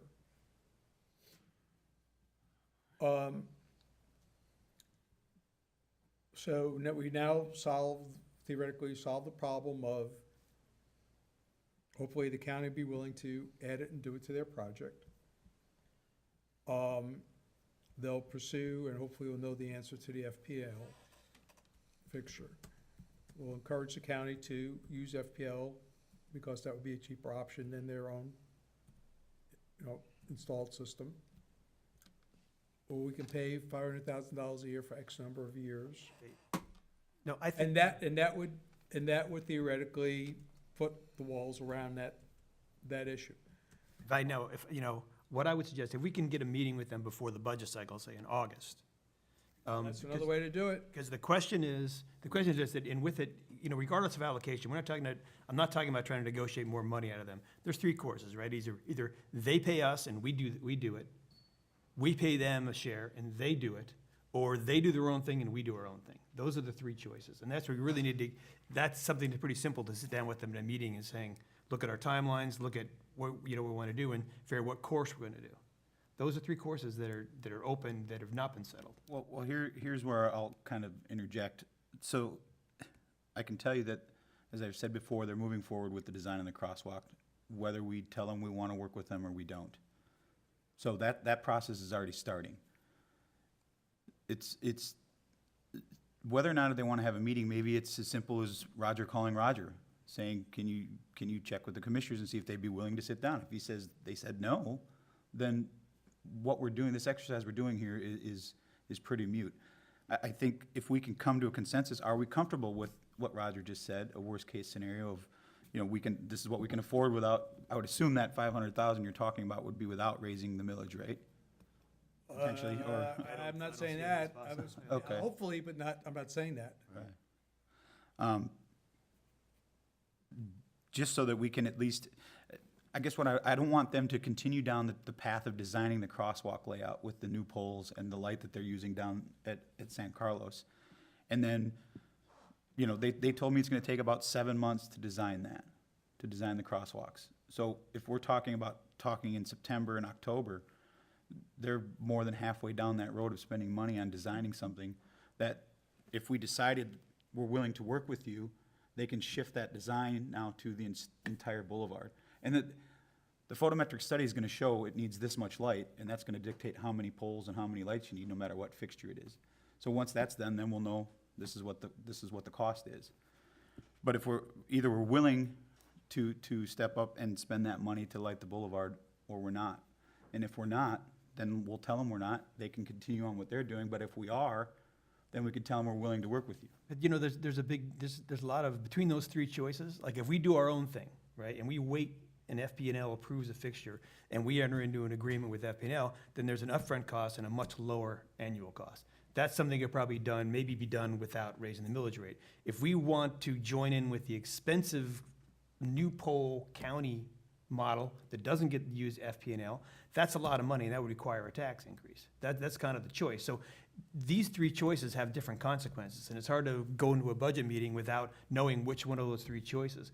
Even more, because we already have a preliminary design, and we have ideas of what it would cost presented to us that probably won't vary that much from the final cost. But knowing whether we're talking about, but the difference between the FP&L version and the county all-new pole version is gonna be pretty big. Well, that's correct, and I don't think anybody's disputing that, but as we've talked about liability here, does the town want to get into the lighting business? Does the town want to do, say, in the best-case scenario, the fixtures are much lower and it only costs $2 million to do? Does the town want to assume the business of lighting Estero Boulevard and the liability behind it? Or do we want to let the county continue to maintain the road, pay for the stuff, assume the liability, and we take over and pay, and we continue to pay the lighting bill? So that's another proponent, or that's another aspect of this besides the money. Good question for the attorney, John. This liability business, if the town installs the lights, what sort of liability do they assume for Estero Boulevard that's a county-owned road? Well, historically, I think I've said this in the past, when the town takes over or has taken over certain areas of responsibility that otherwise are the counties, for example, the landscaping, where they said, here's the money, do with it what you want. you're now responsible for whatever gets installed, and it's perpetual maintenance. There's the next section, in that agreement is, whatever liabilities that arise from your actions in installing and maintaining that, you're responsible for, and you agree to indemnify the county to the extent that the actions of the claims arise from the actions of town staff or the town's maintenance. So there is a shifting of a potential liability in those types of situations. And while it's a mutual indemnification, since it's the town assuming that responsibility and taking on that function, the primary responsibility and liability would lie with the town. If I could follow up on the mayor's question, and it's really more to Roger because it's not really a legal question. So if one of Counselor Veach's scenarios, let's explore that just a little further. So let's work under the assumption that FP&L approves the fixture, and the town doesn't want to collaborate with the county and partner with the county on this. What would be the plan of attack? Is the town going to hire a firm to install the lights? Are they going to assume FP&L will assign the lights? Will we? So what's gonna happen, Counselor, would be that, if the council pursued that avenue, we would have to hire a consultant to design the lighting spacing. We would, based on a new fixture, we would then have a set of plans. We would give those plans to Lee County for a permit. They would hopefully grant us a permit. And then FP&L would install that lighting under their tariff program. And we would have a upfront cost that I think we previously provided to you, and an anticipated ongoing monthly operation and maintenance costs that the town would incur. But FP&L is prepared and can do that installation in its entirety for us, assuming the county offers or grants the permit? That's correct. Okay. So I want to make sure at the appropriate point that I answered the Vice Mayor's question. And and here's my answer. If if I were on the county side, I would not want to come to a meeting without knowing that there's going to be success coming out of the meeting. So, Deliverables. well, it doesn't do them or frankly the five of you any good to have a meeting and go in there with 3 or 4 issues and come out with 3 or 4 unresolved issues. So they're going to want to be able to, if they're going to come into a meeting, they're going to want to come in and they're going to want to at least be able to say, we're going to work out with one issue that we have mutual agreement and we can all call it a success. So, to the extent to have the meeting before we know what that is and that it's worked out and that we have conceptual agreement, Madam Vice Mayor, I would say yes, I would hold off on a meeting. But I would say it depends on, too, how we couch the questions. Because we say, let's meet about lighting, and we say, here's our options, A, B, C. And not saying we want you to pay more, because I know that's probably a non-starter. And we go say, well, we can either do it together, we can have, a town-driven, county-driven, or we can go our own way. That is something where we can go into a meeting, come back with a decision. Even if we were to decide to go our own way, as Roger has said, we would still have to apply for the permit. So if we design it and FPL installs it, it would still have to be done to the county specifications that they would follow if they did it themselves. So I don't understand what the benefit would be if we have to do that. If we're gonna do it on our own and we still have to rely on what their design would be if they did it, why wouldn't we just let them do it? Well, because if they're going to do it with their own poles, then the cost can be much higher, and it's not going to be a tariff program. Well, I can tell you that they've told me directly that they are more than happy to work with FPL to cut the cost any way they can. They're just looking for direction on whether we're willing to work with them and pay whatever we can afford. We could tell them, let's say in a perfect world, we agreed that we can allocate this much money to pay the worst-case scenario. They could come back, and that takes however many years it takes. They could come back and say, no, we're not willing to do that. Then we're right back to where we started. Then if we aren't comfortable going past the scenario and the dollar amount that the town manager has laid out, then there's really no need to have a discussion. Yeah, I'm looking at it, I hear what you're saying, Dan, but I'm looking at it exactly the opposite way. I know I don't want to go through and say, okay, here's the worst-case scenario, and we're okay with that as a starting point. You know, I think the idea is, there's 3 ways to work with the county or not work with the county, and the best way to resolve that is, I mean, you can probably do it without a meeting. We can come up with a set of scenarios, and we can ask the county what their preferred course is. But sitting down face-to-face and putting these 3 different scenarios out, I think is a productive way to reach expedient, the most expedient way to come with moving lighting forward. This discussion about the lighting has been going on for, I don't know, how many years, Roger? 8, 9, 10, who knows? Rexanne, you were on council before all of us here, and it was going on at that time, and I don't know how many years prior to that. And in all of those years, in all this back and forth and discussion and everything else, nothing has been resolved. And there's been no contact between the 2 bodies, between the town council and the county commission, to discuss these items. So, I mean, if it's gone on for this long, I mean, it's long overdue. It's long overdue to settle it and to resolve it. And the only way, Councilman, is to put the 2 bodies in a room and work it out, because it hasn't happened for I don't know how many years now.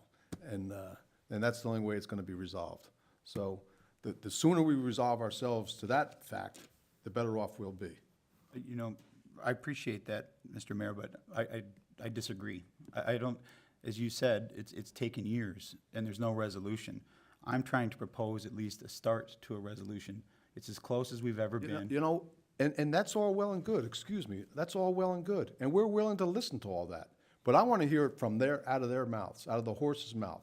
I want to hear it from them. You've done your part, you've negotiated with them, you've got a discussion going on. That's fantastic. Now's the time to sit down and see where the rubber hits the road.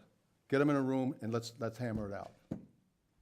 And Since Mr. Veach has left, I also need to use the facilities. I don't know whether you want to take a recess or not with 2 of us. in this. Well, we'll still have a quorum here, we can continue. you know, and to that point, what would be the direction then if we went to them and they said, we don't want to have a meeting? Then we're right back here to where we started. So I think what the town manager is trying to tell us is that if we at least let them know that we have a willingness to look at this, that may entice them to No want one to. here today has said that they don't have a willingness. No one here has said that Well, today. that's all I'm trying to get at, is Okay. if there's a consensus that we're willing to at least consider this. Of course, everything's on the table, but there has to be a table. There has to be a table to get around to discuss it. Your option is good, my option is something, his option is something, their option is something, but we have to sit around a table and discuss it. So you bring your option forward, they bring theirs, then we discuss it and we work out a deal. That has to be the way it has to be. Jim? Go ahead, Dan. No, I'll just reiterate, I don't, and it's just is my personal view, I don't have any knowledge of anything else, but I personally don't think that there's going to be any interest to sit down and talk about. Well, you know what? We'll find that out. When we present it to them, we'll find it out. And then we'll, not only will we have opinions in our minds, but we'll have to choose at that time a different route to go. But the proposal has to be made first. May I make a suggestion? Sure. I think that, provide, I think, from what I've heard, there's 3, 4 common themes, and the question is whether or not all of them will be discussed. Is if there's consensus, we as staff, primarily the manager, submits that proposed agenda to the county for their comment and input, just as what's taking place here. And ultimately, between the two, a final agenda will be developed that can then be provided to both sides. And if there's an agreement that that's presumptively a productive agenda, the meeting moves forward. If not, not. Well, have we made contact with the county already about the, other than what's been I publicized? keep looking at my phone, because I know they're watching this meeting, and I'm looking for the email, with some crazy emoji or something on it, in it, but, Well, so, because, as I said, I want to be clear about this. As a political body, if I were on, an employee of the county, if one of these issues isn't 99% resolved, so that I know that I'm coming into a meeting and there's gonna be at least one win coming out of it, I would be very hesitant to have a meeting of an open discussion on 3 or 4 different subjects, that the more than likely outcome would be a need for a subsequent meeting, or a lack of ability to make decisions at that particular meeting, because of, for whatever reasons, or proposals being floated back and forth. So, and it doesn't necessarily have to be on a lighting issue, but it has to be on, I think on one of these issues for sure, or if we're gonna propose getting together with them, we really have to have one that we have a very good proposal that they would likely accept. And I think too, not just say we want to talk about 3 items, but we want to say, like you take the island traffic vegetation. We know the choices, right? We know we can either do nothing, let the county just put down their grass. We can assume maintenance, or we can do it through a third party. So we have 3 different options to put on the agenda, so it's not just an open discussion, it's, here's our action items, here's our decision. We can do the same thing with lighting. And, workforce housing is more of an open thing, because we're just looking for a way to cooperate. Maybe that can even be handled better on a staff level as opposed to a joint meeting. well, that would be the one where we could all walk away saying that we all recognize this problem, and we want to work together towards, moving towards finding solutions for that. I mean, that's almost a gimme, that one. The kumbaya item. Well, that's Well- a countywide problem. Yeah. it Estero is. Boulevard is not a countywide problem. So I guess if I was sitting there and someone asked me if I wanted to meet on some of these things, workforce housing would be definitely one, because that's a county problem, part of the county. Discussions would go a long way to improving everything in the county. Estero Boulevard lighting would not be high on my, if I was sitting there, would not be high on my list to discuss, because it does not affect all of Lee County. Just like we make decisions about Estero or about Fort Myers Beach, I gotta believe that they would look at this the same way. Well, it was sure on their item when they decided to spend $80 million down here to redo the road. It was sure a countywide item then. So I don't know why the lighting of that same boulevard wouldn't be. So, I was out of the room, so I don't know what was said while I was gone, but I guess the thing I'd like to say is, having heard all of this discussion, I would say that I would pass on asking for a meeting with the county at this point in time. I agree with you, but I think there's still a couple items here, since we're talking about it, that we can give direction to staff to communicate with the county. I'm not disagreeing with you. Is there a third person who wants to delay asking for the meeting? I think if we delay asking for the meeting, then without coming to some resolution on the lighting, then we're gonna miss the next budget cycle. And that's not what I'm saying either. I want to discuss the lighting. I think we need to know more where we are before we ask for a meeting with them and discuss the lighting. well, we did So, discuss that earlier. I'm just asking, is there a third person who wants to delay asking for a meeting with the county? Well, go ahead, Mr. Mayor. Sorry. The We delay did, until we when? did discuss that earlier, about possibly delaying it until we heard back from FPNL about the amber lighting and the tariff program. We assume that that's gonna be sometime this month or next month. So that was I think there was some agreement at that point that we could delay this meeting until we find out that information. So if that's what you mean by delaying it, I was just trying to move on to the next agenda. yeah, well, we're gonna do that. Well, how about this? Can we direct staff to come up with a proposed agenda with the 3 items that we've been talking about, to bring back to us and see if it could be couched enough where it's something that the county will bite? I think the staff is always communicating with the county on whatever is relevant day to day that they need to be communicating with them on, so. If I could just chime in, I think today, given the fact that our next meeting is not till August 1st, and we will know by then, hopefully, what FP&L decides on the fixture issue, which really doesn't affect the basic premise, but it does certainly dramatically, potentially affect the cost. I'd like for us to give Councilor Allers some direction and some support for this course of a partnership with the county. It makes a lot of practical sense from a liability issue, from the fact that it's their road, we have a shared interest, the fact that they're in a position to do that. I think, again, with the premise that we'd like to expedite the solution as soon as possible and work on that timeline a little bit. But I think that's the ultimate solution, because we're going to have to live with this solution for the next, for decades, obviously. And so to have a partnership with the entity that actually controls and maintains the road seems very logical to me, and for us to collaborate together makes a lot of sense. Well, I appreciate that, Counselor Adderholt. I guess the only direction I would ask for is, based on what the town manager has told us that he believes would be the most we could allocate to this project, despite whatever the final cost is, will the county be willing to accept this is as much as we can pay, and accept however many years that ends up being based on the final cost?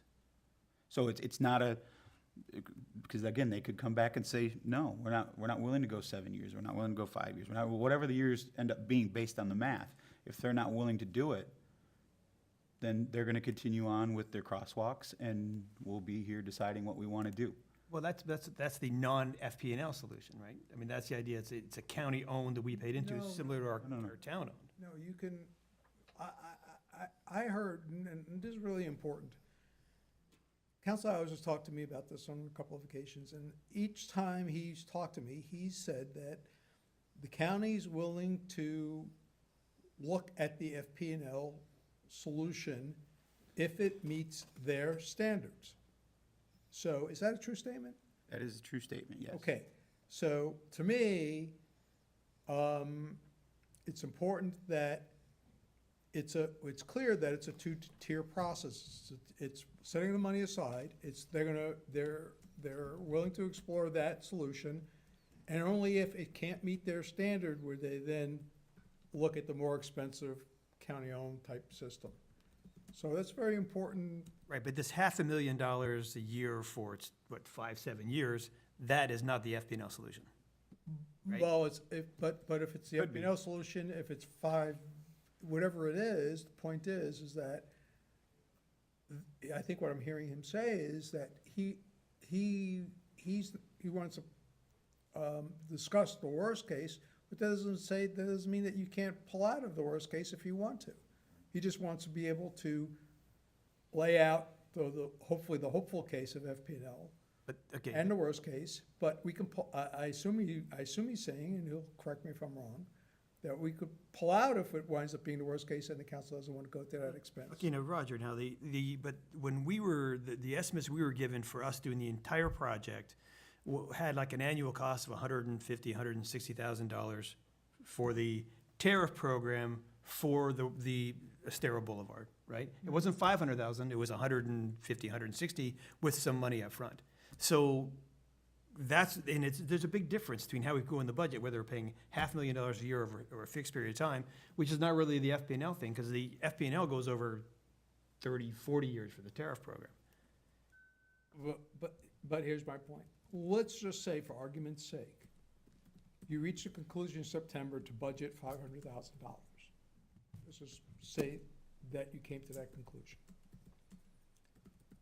And Councilor Allers or whoever who talks to the county said they're willing to accept that towards the lighting solution. And as they get down the road, they find out that it takes $499,000 to get us the lighting in. They would owe us $1,000 and they would give that back to us. If it's $501,000, we would have to give them $1,000 more. So. You're saying that's part of the tariff, or is that just the That- county? That's, I polls. think this is the, term sheet, if you will, that I think Council Allers, if I heard him correctly, and I don't want to speak for him, I want to be very careful about that, is trying to put together to see if he can get some head nodding on the county side. Is that correct, Council Allers? That's correct. But again, is this using an FPL tariff, or is this? did we Well, pay- prioritizing an FPL tariff as a solution, is that not right? They have clearly told me that they will absolutely work with FPL if FPL has a fixture that meets their criteria that FPL will allow on their poles, which the poles are roughly $11,000 a piece. Less poles, less money.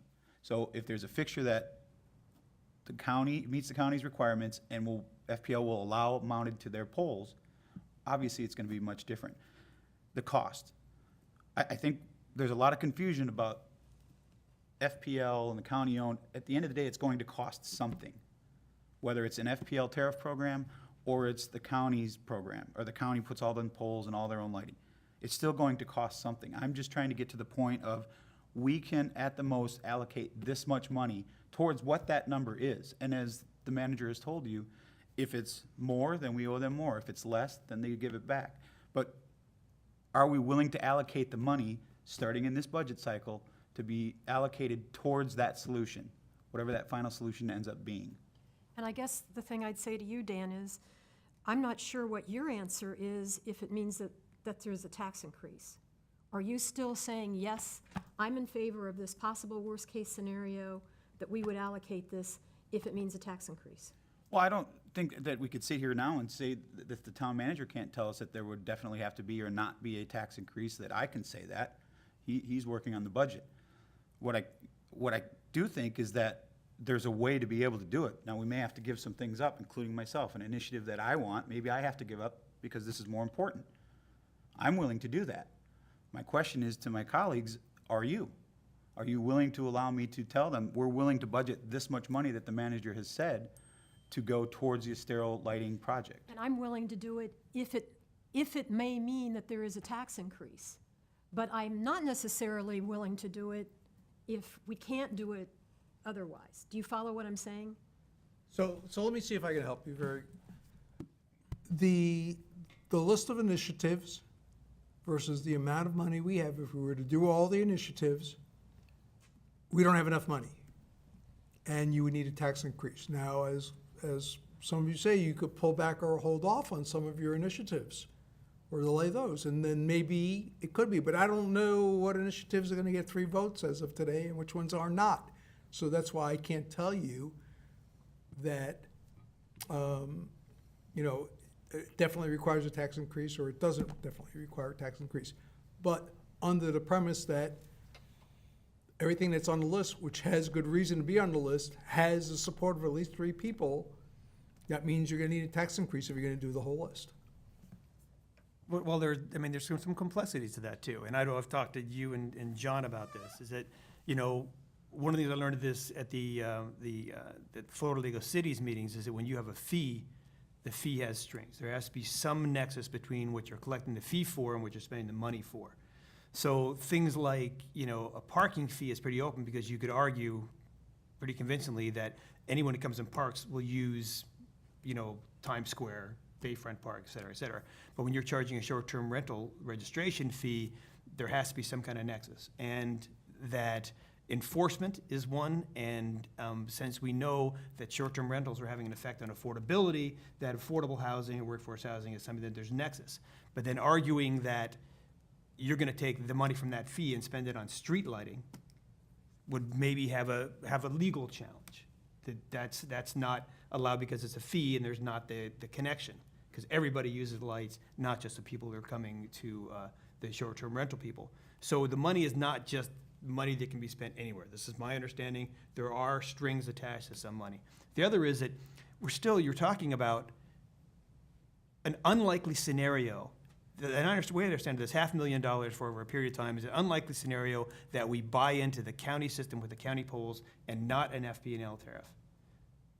And it's a big hunk of money. I think having, probably we could work the budget, we can get 160,000 to have the FPL tariff to do the lights, but you're gonna drop a recurring cost of $500,000 a year, that's a big hole in the budget. That's gonna dominate everything.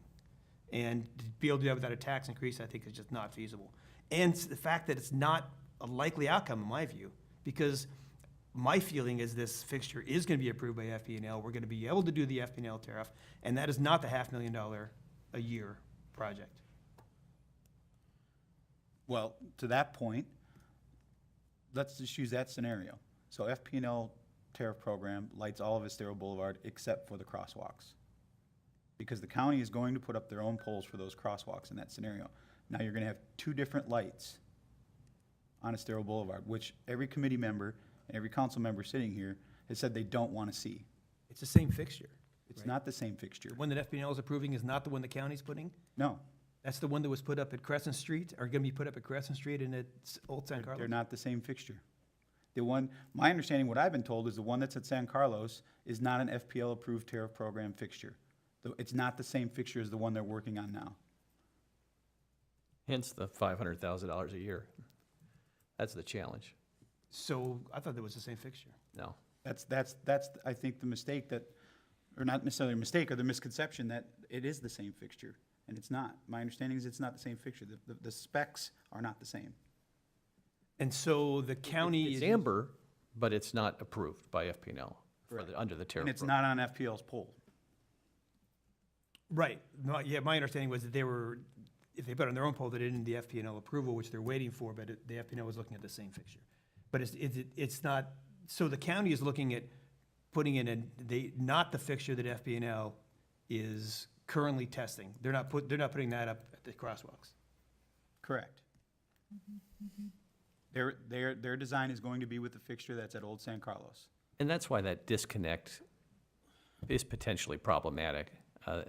Working together collaboratively, and again, if the fixture is approved, the county would utilize that new fixture in collaboration with not only the town, but FP&L at a substantial decrease in cost. But that partnership, particularly since they have ownership of the road, seems very practical and logical to me. I mean, but there's a lot of unknowns. And then the tax increase piece is a bit premature, because if the fixture's approved, I think the costs are gonna be dramatically reduced. I mean, but, and I'm with you, Councilor Veach. I'm very hopeful that the fixture will be, but I can't tell you definitively that it will. I mean, I don't think any of us can. I hope it does, but yeah, that's a challenge. So I was in the same place with Bill. This changes many things. So what you're telling me is that it doesn't matter whether FPL approves this new fixture that we've been looking at that's cheaper, they're gonna put something else in at the crosswalks anyway. So if we wanna go with the cheaper alternative, it's not matching? Not necessarily, no. If they can apply the FPL fixture to that is approved to an FPL pole at a crosswalk, they will go that route. It wouldn't need another pole or a different fixture. It would be a universal light used down Estero Boulevard. The only time they would use their own poles is if there's not a fixture approved through FPL. So if FPL doesn't approve the fixture like the ones at Old San Carlos, they won't allow that to go on their pole, which would require another pole. We're really talking about how many poles are we gonna, the fixture is gonna cost what the fixture is going to cost. It's the poles that are gonna cost the money. The less poles, the less money. So if the tariff program fixture is approved, we have less poles, which therefore is less money. But we're talking about the design. If one party is doing the design, you're going to have the same consistency down all of Estero Boulevard. If it's again, we keep going back to it, and maybe I'm missing something, but it seems fairly simple to me. The dollar amount, we don't know yet. We aren't going to know that for some time. But to continue to wait to find out what that dollar amount is to make a decision if we're willing to allocate money to this problem, I don't think is the right direction. I think we need to allocate some money to the problem that, as the mayor has spoken to, that has been going on for years. Either we want to move forward to fix this problem, or we don't. Well, I mean, there's a couple sides to that. And one is that we should know by the time we're in the budget cycle whether or not this has been approved by FPL, right? We should. Either it's gonna pass or it's gonna fail, I assume, right? And so right now, we're not really having a budget discussion. We're just, it's just the M&P discussion. Yeah, it has. And the other side is, I mean, there's just, you know, back to this whole thing, you know, you talk about, if we want to go with the county, if the county's working on A and FPL is working on B, then we're waiting, just by the time we have the next meeting, we should know whether it's gonna be A or B. So having a discussion now is kind of a little futile. Well, that was the reason to delay the meeting with the county commissioners until after we get the results of that finding from FPL. So that's where it's at. Now, I guess to move on, as the vice mayor said about an hour ago, to the next item,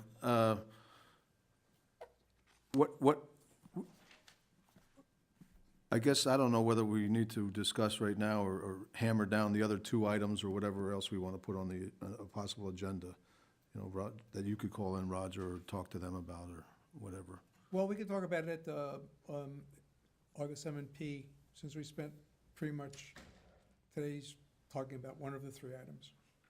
Which I still don't think we've come to any, I don't feel like I have any direction to go back to them with, that we're willing to do something or we're not. I just would like to, I think if they were listening, excuse me, I'm sorry to interrupt you, but I think if they're listening, and I'm pretty sure someone's listening to this meeting, is that they've pretty much figured out the direction. We're willing to cooperate. We just don't know to what level yet. We won't know. So there's the point. We're willing to cooperate. We just don't know to what level. Is that satisfactory? And we're waiting to see what path is open to us after this test. Right. By the time, next time we meet, fingers crossed, we should have the results. to answer your question, Mr. Mayor, no, it's not satisfactory to me. I think we've, as you said, we've been talking about this for an hour. So you want a number? You want a number tonight?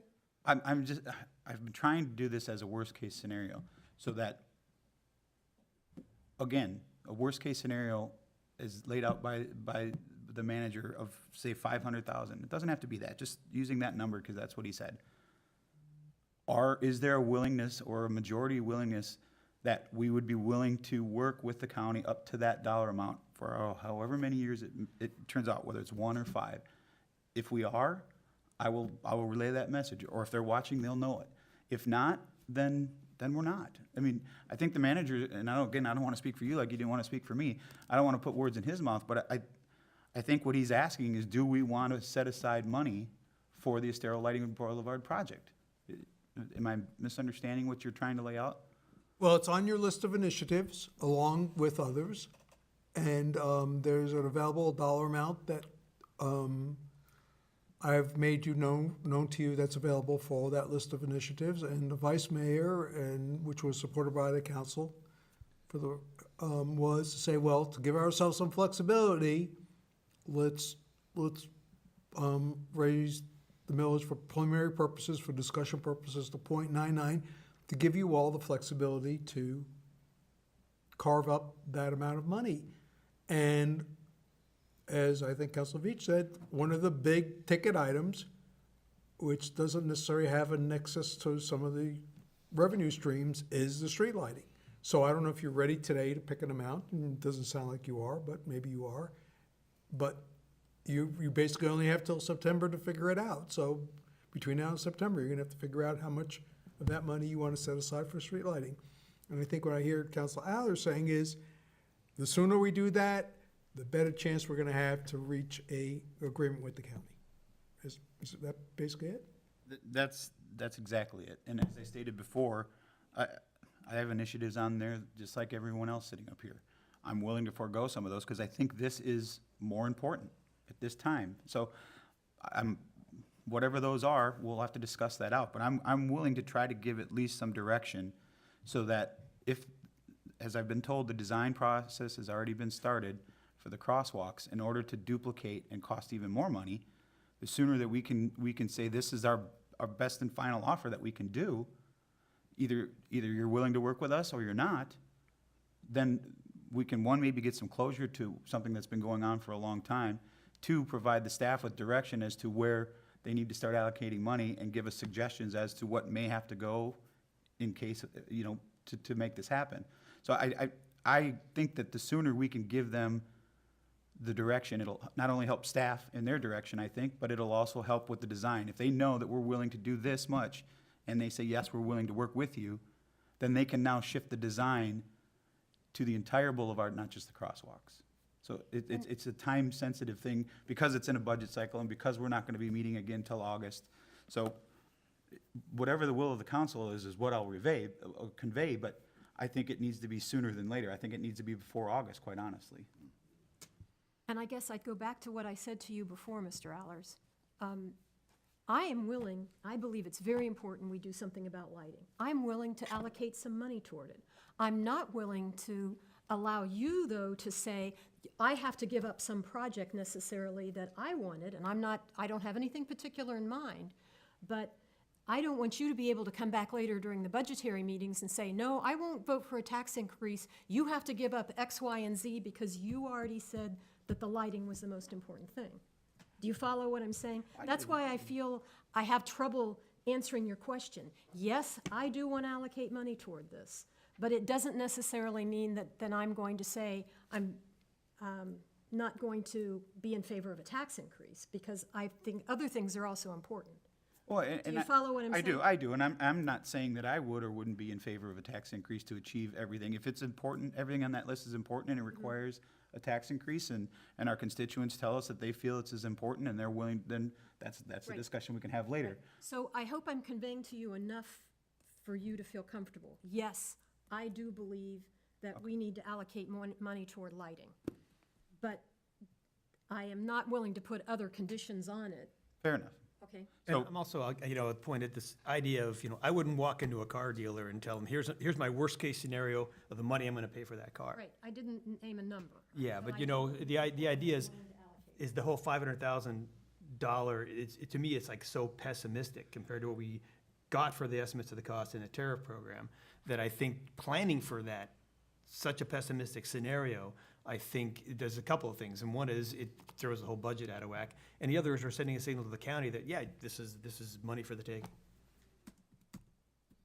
Well, I think they would have to be accountable for the money that they're spending, just like we would have to be accountable for the money that the town's spending. But I hear everybody's point, and if you don't want to put a dollar amount on it, that's fine.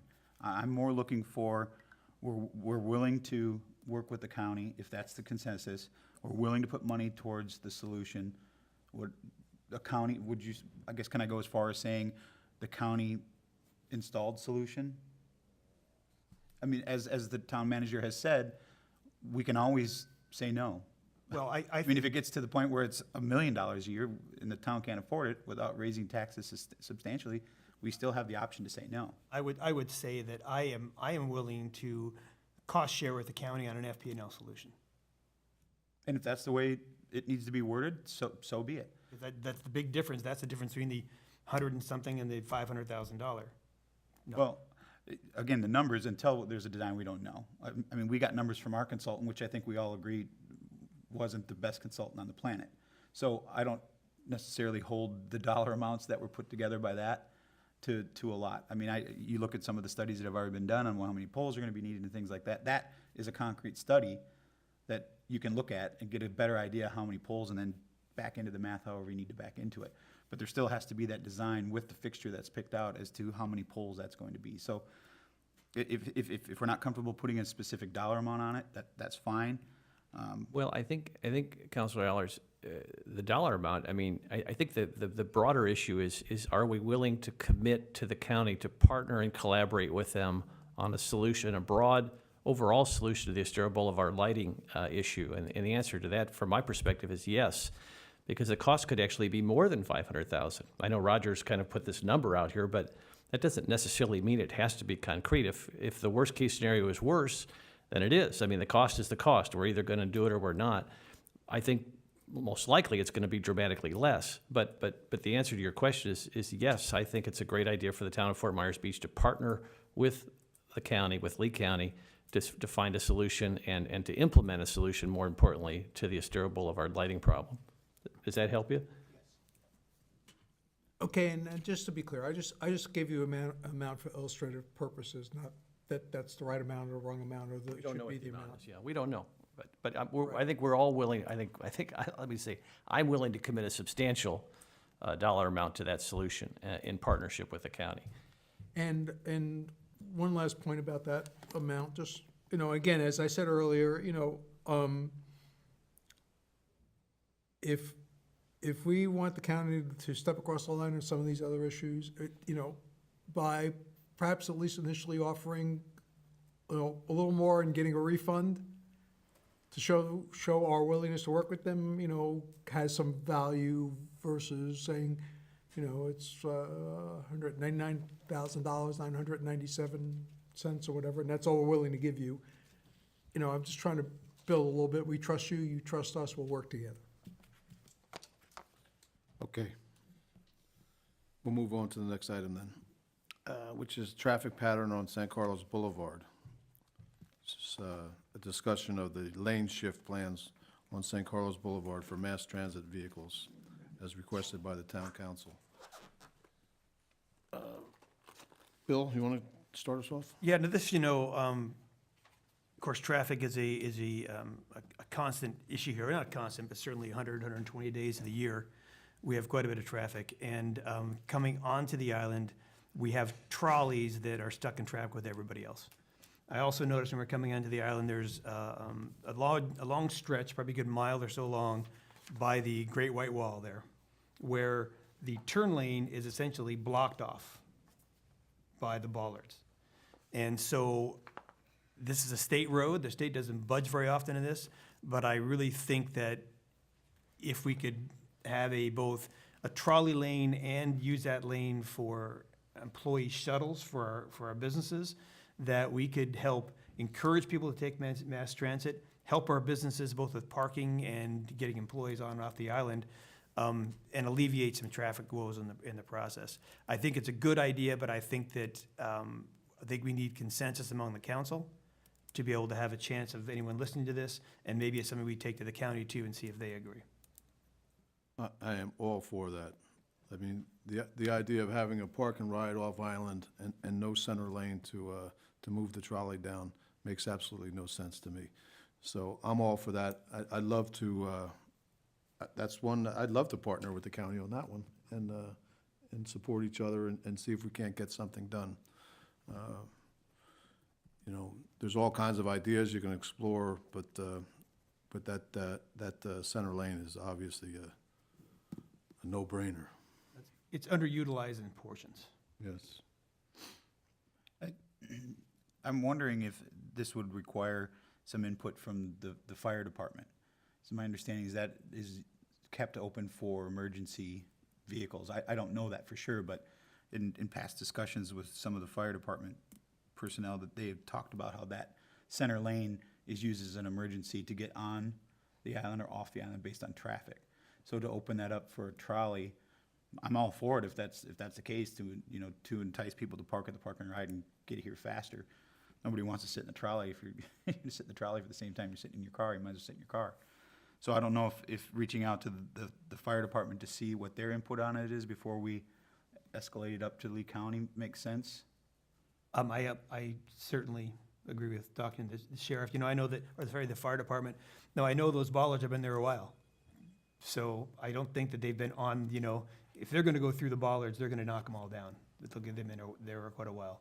And I think when they come off the island, even when they come on the island, I don't think they just go against oncoming traffic a lot of times. So that's not, I'm sure with all the restrictions that the fire department has, probably one thing, when they're off the island, is not nearly as much of a concern when they're on the island. How they get around with those trucks on the island, I have no idea. Well, they honk their horn like hell and tell everybody to pull over, and that's what they do. And that they do the same thing on San Carlos Boulevard. Yeah. They would do the same thing over there. So, but what do you suggest, Councilman? I can author a document. I can bounce it off the fire department and bring it back. Okay. I'd be okay with that. Everybody all right? I support that. Okay, very good. Okay, the next item, That was a lot faster than the item before. You want to go back and talk about it some more? Okay. The next item is road naming suggestions. This is for the new beach access number 36 that was created down by Margaritaville. So, any suggestions? I just want to say, I'm so glad that we did this, because some of these are fantastic. My personal favorite, just because it's so clever, is the very last one. Wastin' away. Wastin' is all one word, and then way. I think that's spectacular. I think that I don't know if there's a problem if we make this a promotional thing for a business, you know? But I do, that's, you know, these are, a lot of them are very clever. It seems the one that I saw the most was something to memorialize the mermaid. Yeah, I'm in favor of that as well. Or the more practical option is to find the nearest street across from it and name it after that. Well, you know, if you're really going to memorialize anything on that side of the street, it would be the surf club, because that was there for years and years and years, longer than the mermaid. You know, it was always the surf club. And then when the two brothers had a dispute, and one brother came in and took over the business, he didn't buy the business name. He just he bought the operation. They retained the prior owner. The other brother retained the business name. So it was. Then it became the Mermaid, which was another joint that was on the other side of the street years and years before that. But anyhow, not to confuse it much longer, but it was really the surf club over there. And any of the old timers here would certainly vouch for that. But regardless, I don't know if we want to start naming the beach accesses after bars or not, but I would agree with that. I don't think it's good that we set any precedent that we're naming anything in relationship to a town business. We don't have the beach access next to the Diamond Head named after them. And as much as I love the fun associated with Margaritaville, it just doesn't seem appropriate to me that we use a Margaritaville or a mermaid theme, you know, naming something after a particular business. Even if the business is no longer in operation.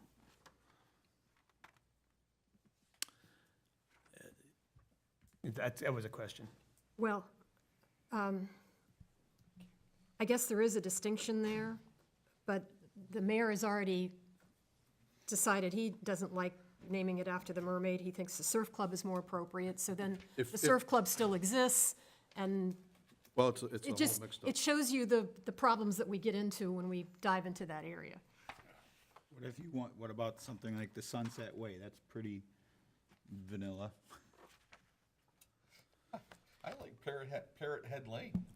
Well, again, that's related to the business. I can't go with that. I think it's all great fun, but, and And while we're on the subject, Vice Mayor, refresh our memory as to the circumstances of that access coming into being. I mean, I wasn't on the council then, none of these other members were as well, but the reason that that TPI donated that portion was because they received another portion of property. Is that right? Correct. The Correct. town gave up an they gave access up a beach for them to get access, that and access. they replaced the beach access. So it's not this, and I mean no disrespect to TPI or any of the principals, but this wasn't some gift. It was part of the negotiation. Correct. Okay. Okay, as long as that's understood. And And since it's moved, is it still closest to Canal Street? I don't think it is anymore. well, where is Canal Street? I mean, the beach access is Canal Street, but across the road is a canal. So now it's probably closer to Primo.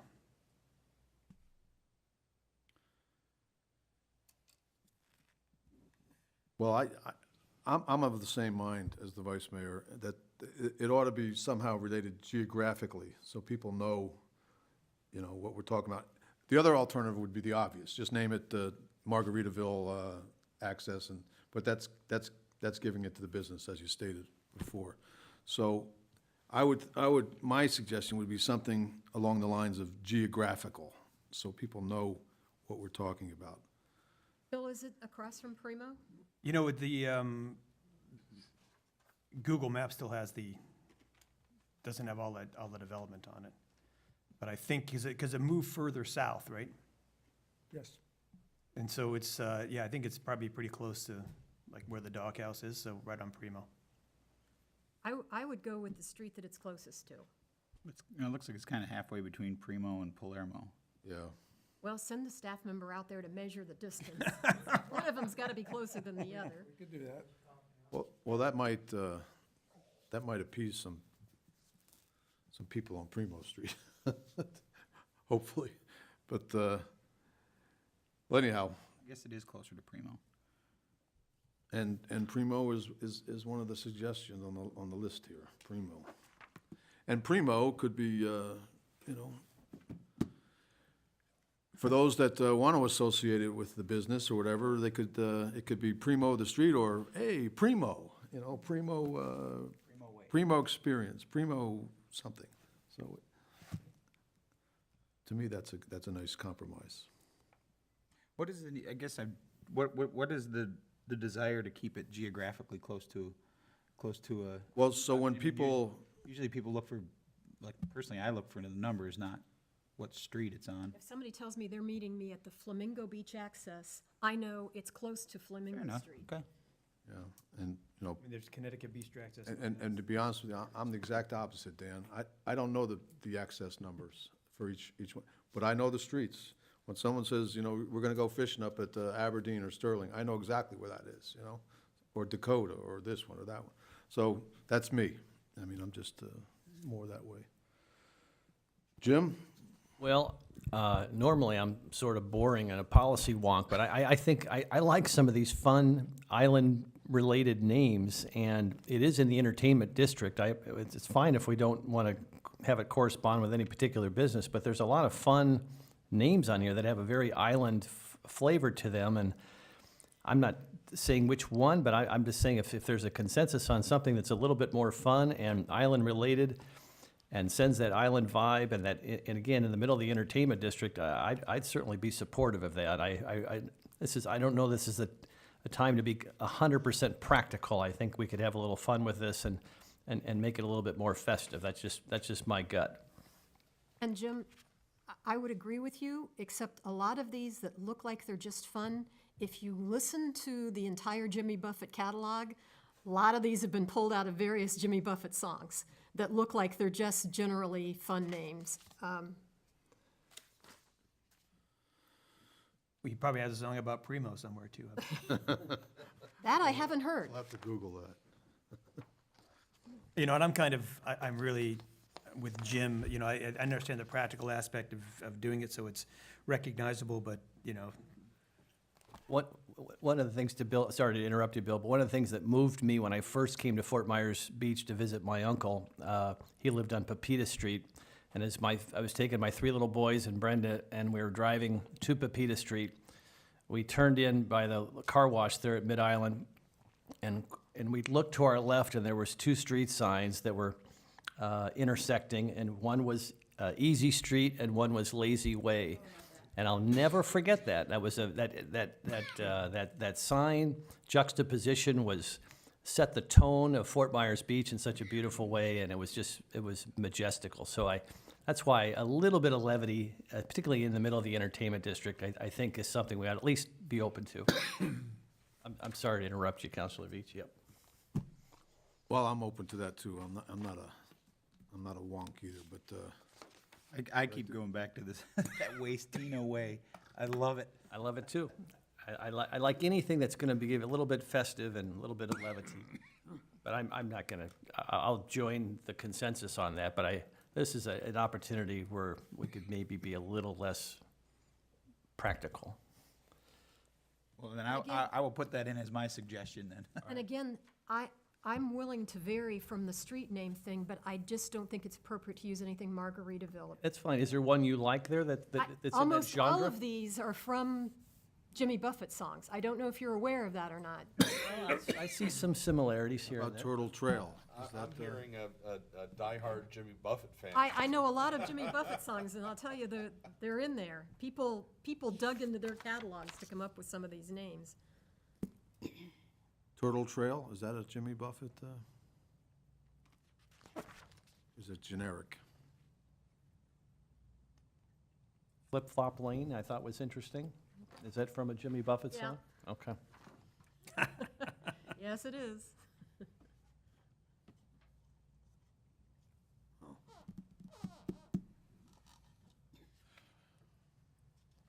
Would it be so bad to have it be from a Jimmy Buffett song? Is it too close? Again, I just don't think it's right to name something that has to do with the business on the island. It's, What about this FMB Way? Is that a takeoff on any of the Buffett songs, or is that generic? Maybe a future song. This, well, it could be, you know, this is the FMB Way, and that kind of accomplishes both down there, right? This is the kind of casual atmosphere we're Well, promoting. the thing that's not on here that I've heard used about our town all the time is it's funky. Funky Town. So Funky Way or something along those lines is, I could live with that. There's two for fun. funky. I don't know if we're kind of making a big deal out of it, I think, but I don't know if anybody's gonna, I think it would be kind of fun to have a fun name that, you know, like Lazy Way and Easy Street. People take pictures of that all the time. I see them stopping and taking pictures of that all the The time. opportunity. Yeah, I mean, you're walking by, you see a fun name, it's, The Wasting Away thing would get a lot of photographs, I'll tell you that. oh, I think that's spectacular. I don't know, I keep saying, I just think it was, I would wish probably get- I wish I had that much, that creativity to, I mean, it's simple, but it's, most people wouldn't probably put two and two together. When you look at it, I had to read it twice in order to Very catch the- clever. Most people probably walk right by it and not notice, and then the occasional epiphany. No, you might get the true Jimmy Buffett, Let me just say, I would support that. I think that's very clever, but it'd be great to get unanimity here, but I think it's very clever. What, on that Wasting Away? Yeah.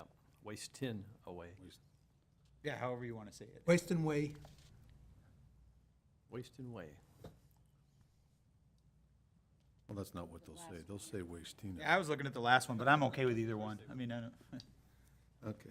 Yeah, wasted Tina way. There were a few of those on the beach back in the day. Okay, yeah.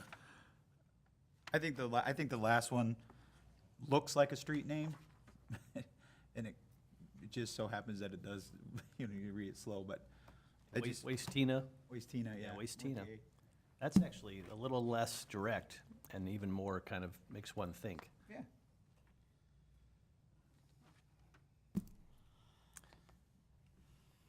Well, that's given them a gimme down there. There's no doubt about that. But You know, there's been a lot of back and forth. not that it means that much. This could be a good gesture by the town, too. I think there's been a lot of back and forth. It isn't all one way. It isn't Yeah, like we're exactly, going in there and exactly. giving us anything. I think I'd concur. I think Westina Way would be, you know, even though it's for a business, I think the cleverness. would Vice be- Mayor, it sounds like you're on the losing end of this I one. guess so. Okay. All right. I have one Point is very question. well taken. But just to be clear, it's Wastina away versus there's two options there. There's Wastin and then there's Wastina, which I think is even more clever. Is that? The last one, the last one, Last one. the last one. You look confused, Roger. I have a question I'm just waiting for. Okay, yeah, go ahead. Oh, okay, so, if that's the council's decision, I think, several of you may have received a notice about a, turnover ceremony that's gonna occur on the 1st of July. Have you seen that? Yes.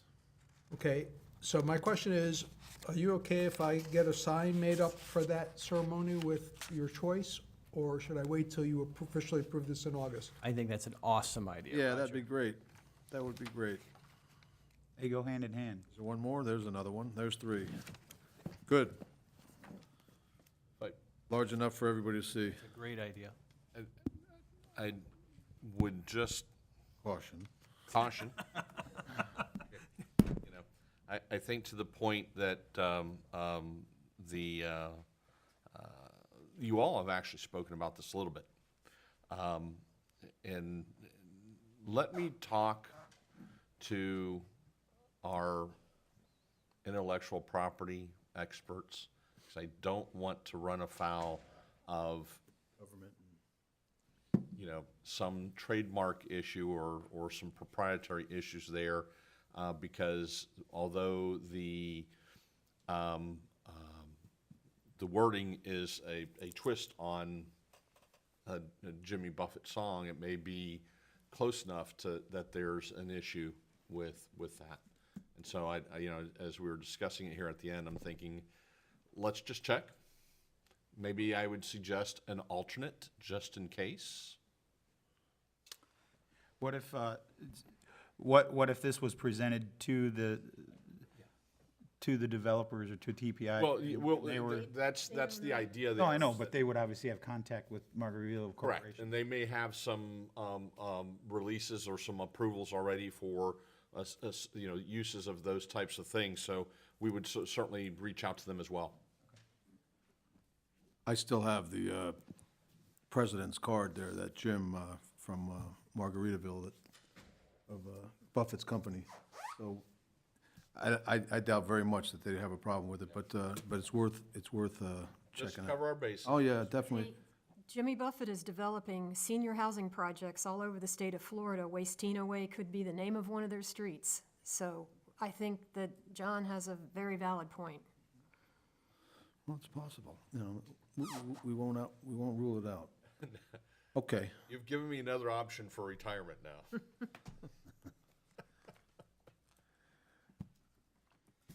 and let's not even get into the other one up there, the other retired housing place up there. Well, if they don't have one now, then maybe we should copyright it.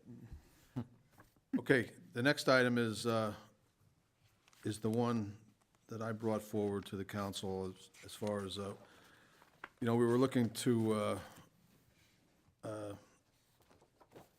name something for former, in the late mayor, Dan Hughes. And, I talked about this a bit with his family and so forth.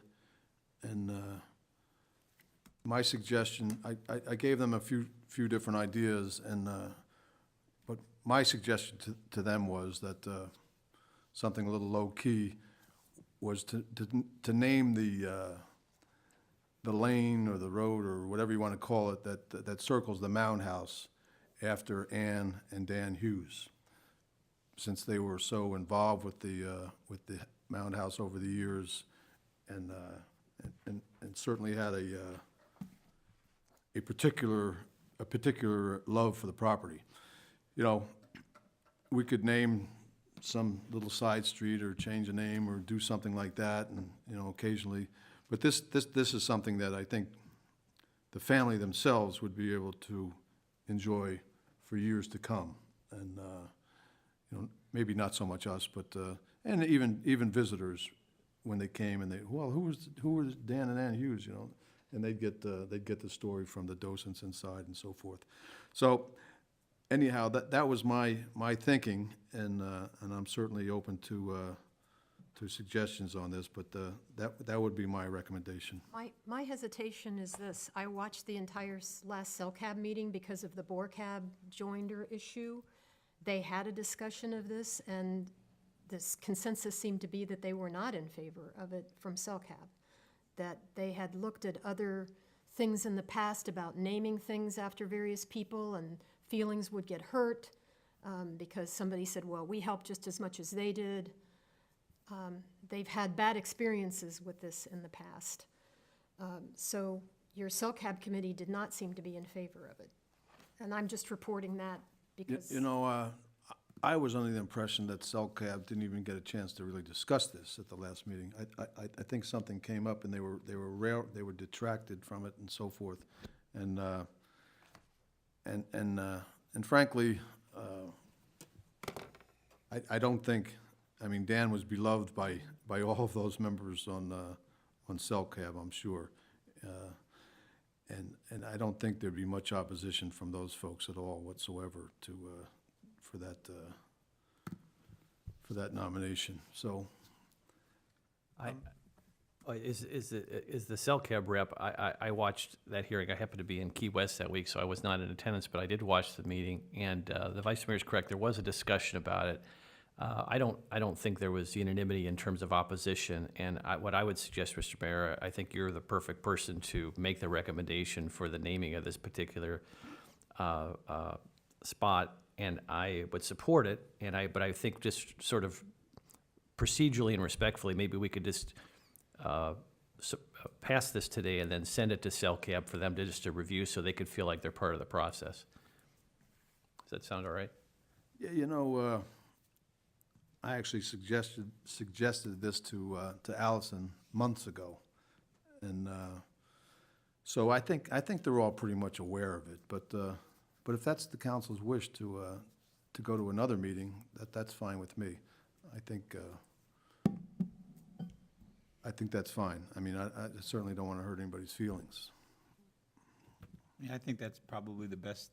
They were very passionate about, the merging and the time that they put in, and I think it would be fair just to allow them the chance to discuss it, weigh in on it one way or another. I don't know that a little bit of time here is going to change anything, so just. So what am I hearing? They did discuss it, or they did not? They did. They did discuss it? Yeah, they did. Okay, because I was under the impression, someone had told me that they had not discussed it. No, they They did. did discuss it. Okay. Did they make They any kind of discussed it, but they didn't come to a firm. They didn't come to a That's right. That's conclusion. right. I That's see. right. So, why not? What was The the, meeting was very long because they were talking about all the bore cab joinder issues, and I think they'd already been there a long time, maybe by the time they got to this. I don't remember the order, but I do remember that there was certainly some hesitation about it. So I would be in favor of sending it back to them. And I think we send it back to them and I'm comfortable, at least from my perspective, is sending it back with a recommendation. okay. Yeah, I'd be comfortable with that as well. So instead of asking them to come up with a name, we're asking them to consider. In that case, it sounds like I have to lobby, so I'd like a list of all the CellCab members and their phone numbers, please. And their favorite wine. Okay. Yes. All right. And now, what are you actually suggesting for a name? Just Hughes Way, Oh, or? no, I was thinking like, just off the top of my head, putting the ladies first, Ann and Dan Hughes Way, or Ann and Dan Hughes Lane, something light, not road, not boulevard, not avenue, just way, just a little sign, like a little street sign, a faux street sign. That doesn't have to be a big deal, but something to memorialize them here on the beach for their years of service and contributions to the town. And you want the whole name instead of just Hughes Way? Yeah, I was thinking to include Ann as well, Ann and Dan, Ann and Dan, it has a little ring to it, it's not as clever as wasting away, but, it gets the job done. About Ann and Dan Drive. Drive is one, drive, way, lane, and any of those relatively innocuous. That actually gets something CellCab to chew on too. Maybe they could help nuance that piece of it. They could do that too. They could do that too. Call it Boulevard. All right, the last item is the agenda management. Before we, okay, I'll just ask, does anybody have anything they'd like to add? I've just one change on this item 366, walking bicycles inside of congested areas, has my initials on it, and I think that's Councilman Adderholt's. Just for the record, since the Observer was kind enough to do a front-page story on that was a constituent recommendation, and I have since heard quite a bit about it from other constituents. So however we want to proceed on that, I'm not sold. No one's name on it. I'm not sold on it. No one's name on it. Yeah. I guess at a previous meeting, I had asked to add the sea level rise discussion because of the Captiva study that you had provided to us, Mayor Murphy. Yes.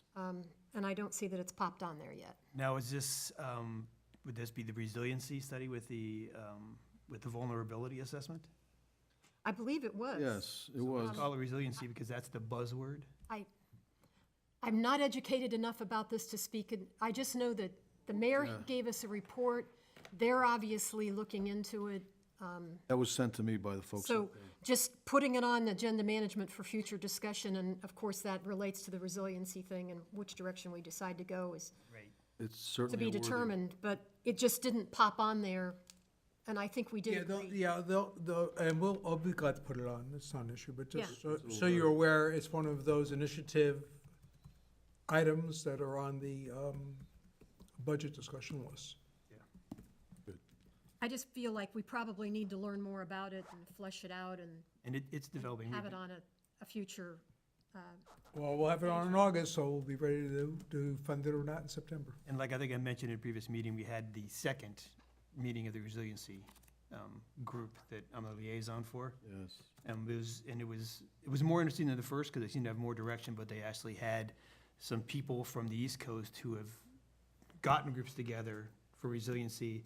It's mostly about either from large, multi-committee or county groups that are trying to coordinate, the bigger issues to just municipalities who are pulling together to save some money on studies and whatnot. and I don't know that there could be other things outside of a study that we need to be talking about as a council.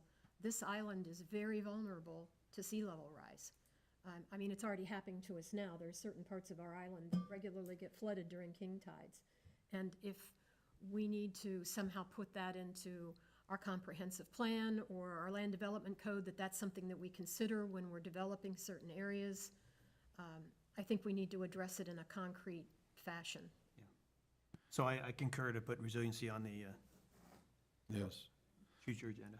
I mean, that's a big topic. I mean, that's every bit as big or bigger than workforce housing, I would think.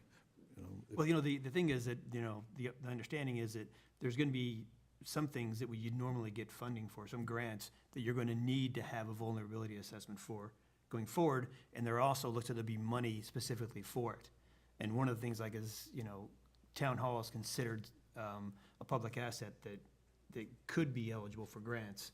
Say if we wanted to put an op center, there was something that was a bomb-proof area that with communications, that kind of thing.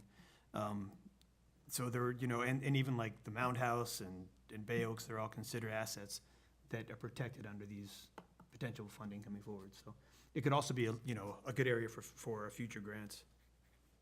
Okay. Councilman Allers, you have anything to add? Not at this time. Okay. I've got one item, we've been having a tough time maintaining quorums at some of these committee meetings. So, in particular, the audit committee, and we filled the positions, we filled all 7 spots and made sure that, with the idea, with the hope that we'd be able to make quorums. Well, we've got some deadlines coming up and quorums won't be able to be made by warm bodies in the chamber, in the seats here. So my question to the town attorney is, can there be an ordinance combining present members and members participating by Zoom or whatever to obtain quorum? Currently, no, sir.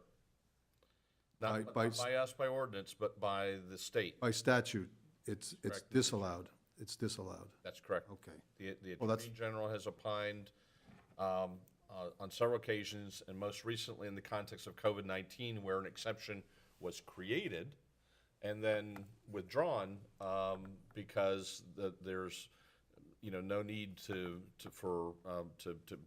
social distance. And the opinions, again, universally state that there has to be a physical in-person quorum.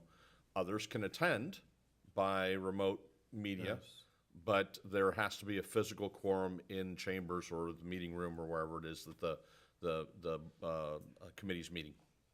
And that's appointed committee members, not just elected officials, but appointed committee That's members. correct. It covers the whole, Covers everyone. because, that's what I was thinking about our time during COVID, when we were doing, meetings by Zoom and what have you. But, okay, well, that's the answer to that. All right. Are these new members who just really haven't gotten quite in the swing of it yet? Well, it's just this time of year. People take off, your uncle, God bless him, he's got a trip coming up, he's gonna play a little.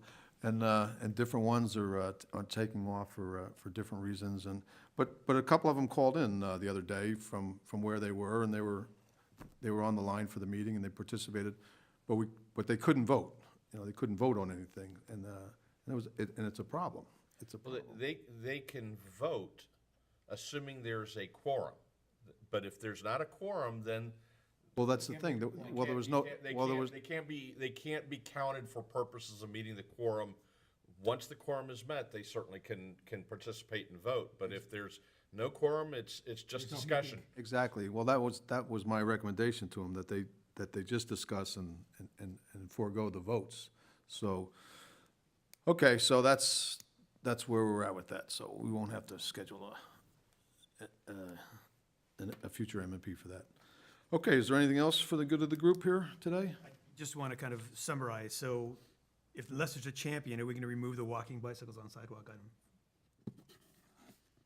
Well, if it's just confined to that specific concept, I'm fine with that. I didn't know, I mean, a number of my colleagues have raised the challenges that the whole community faces on bicycles and motor and electric bikes and folks on sidewalks and this and that. If there's not an interest in a broader conversation and it's specifically reduced to this, I'm fine with taking that off. I had a call from a constituent who suggested that. I've had numerous comments, either vehemently in support of it or vehemently opposed to it. And the purpose of that suggested in the first place was to try to find some kind of a middle ground, or sort of a compromise, if you will. I've since grown to call it the civility ordinance, and of course, as we all know, it's difficult to legislate civility, and so I'm happy to take that off it was just really for purposes of discussion, so. And I don't see any problem talking about it and the viewpoint I'm looking at is maybe it's not a bad idea that we would extend the Times Square walking your bike area out a block or two, if that makes sense. But I haven't gone down there lately to look at how wide those sidewalks are. There may be a very small area we could expand to that would help some. So that's the only reason I would keep it on. I'm happy to talk about it, whatever the will of the council is on that. So, I think the genesis of this may have been partially the Public Safety Committee. And I think this was a case where they brought the problem to your attention, but they didn't really work on any solutions. So you may want to just say, look, we acknowledge that there's, that these are inherent conflicts in congested areas, and if you, the Public Safety Committee, want to work on it to a point where you have a viable solution, please let us know. Always open to solutions. A lot of folks have solutions. I think we've all heard a lot of suggestions from a lot of different folks, from a lot of different perspectives. And the folks who were concerned about the concept were folks who ride their bikes a lot and are civil to their fellow citizens. And so that's the challenge. That we're trying to regulate actors who oftentimes don't live on our island and have no intention of being civil for whatever reason, and that's always challenging. And so, but that's a conversation for another day. Okay, So is the consensus to send it back to the Public Safety Committee then? Not this specific concept, but maybe the broader issue, maybe. And then we added resiliency as a discussion. is there a motion to adjourn? So moved. Second. Move second. Any objection? We're adjourned at 12:08. Thank you.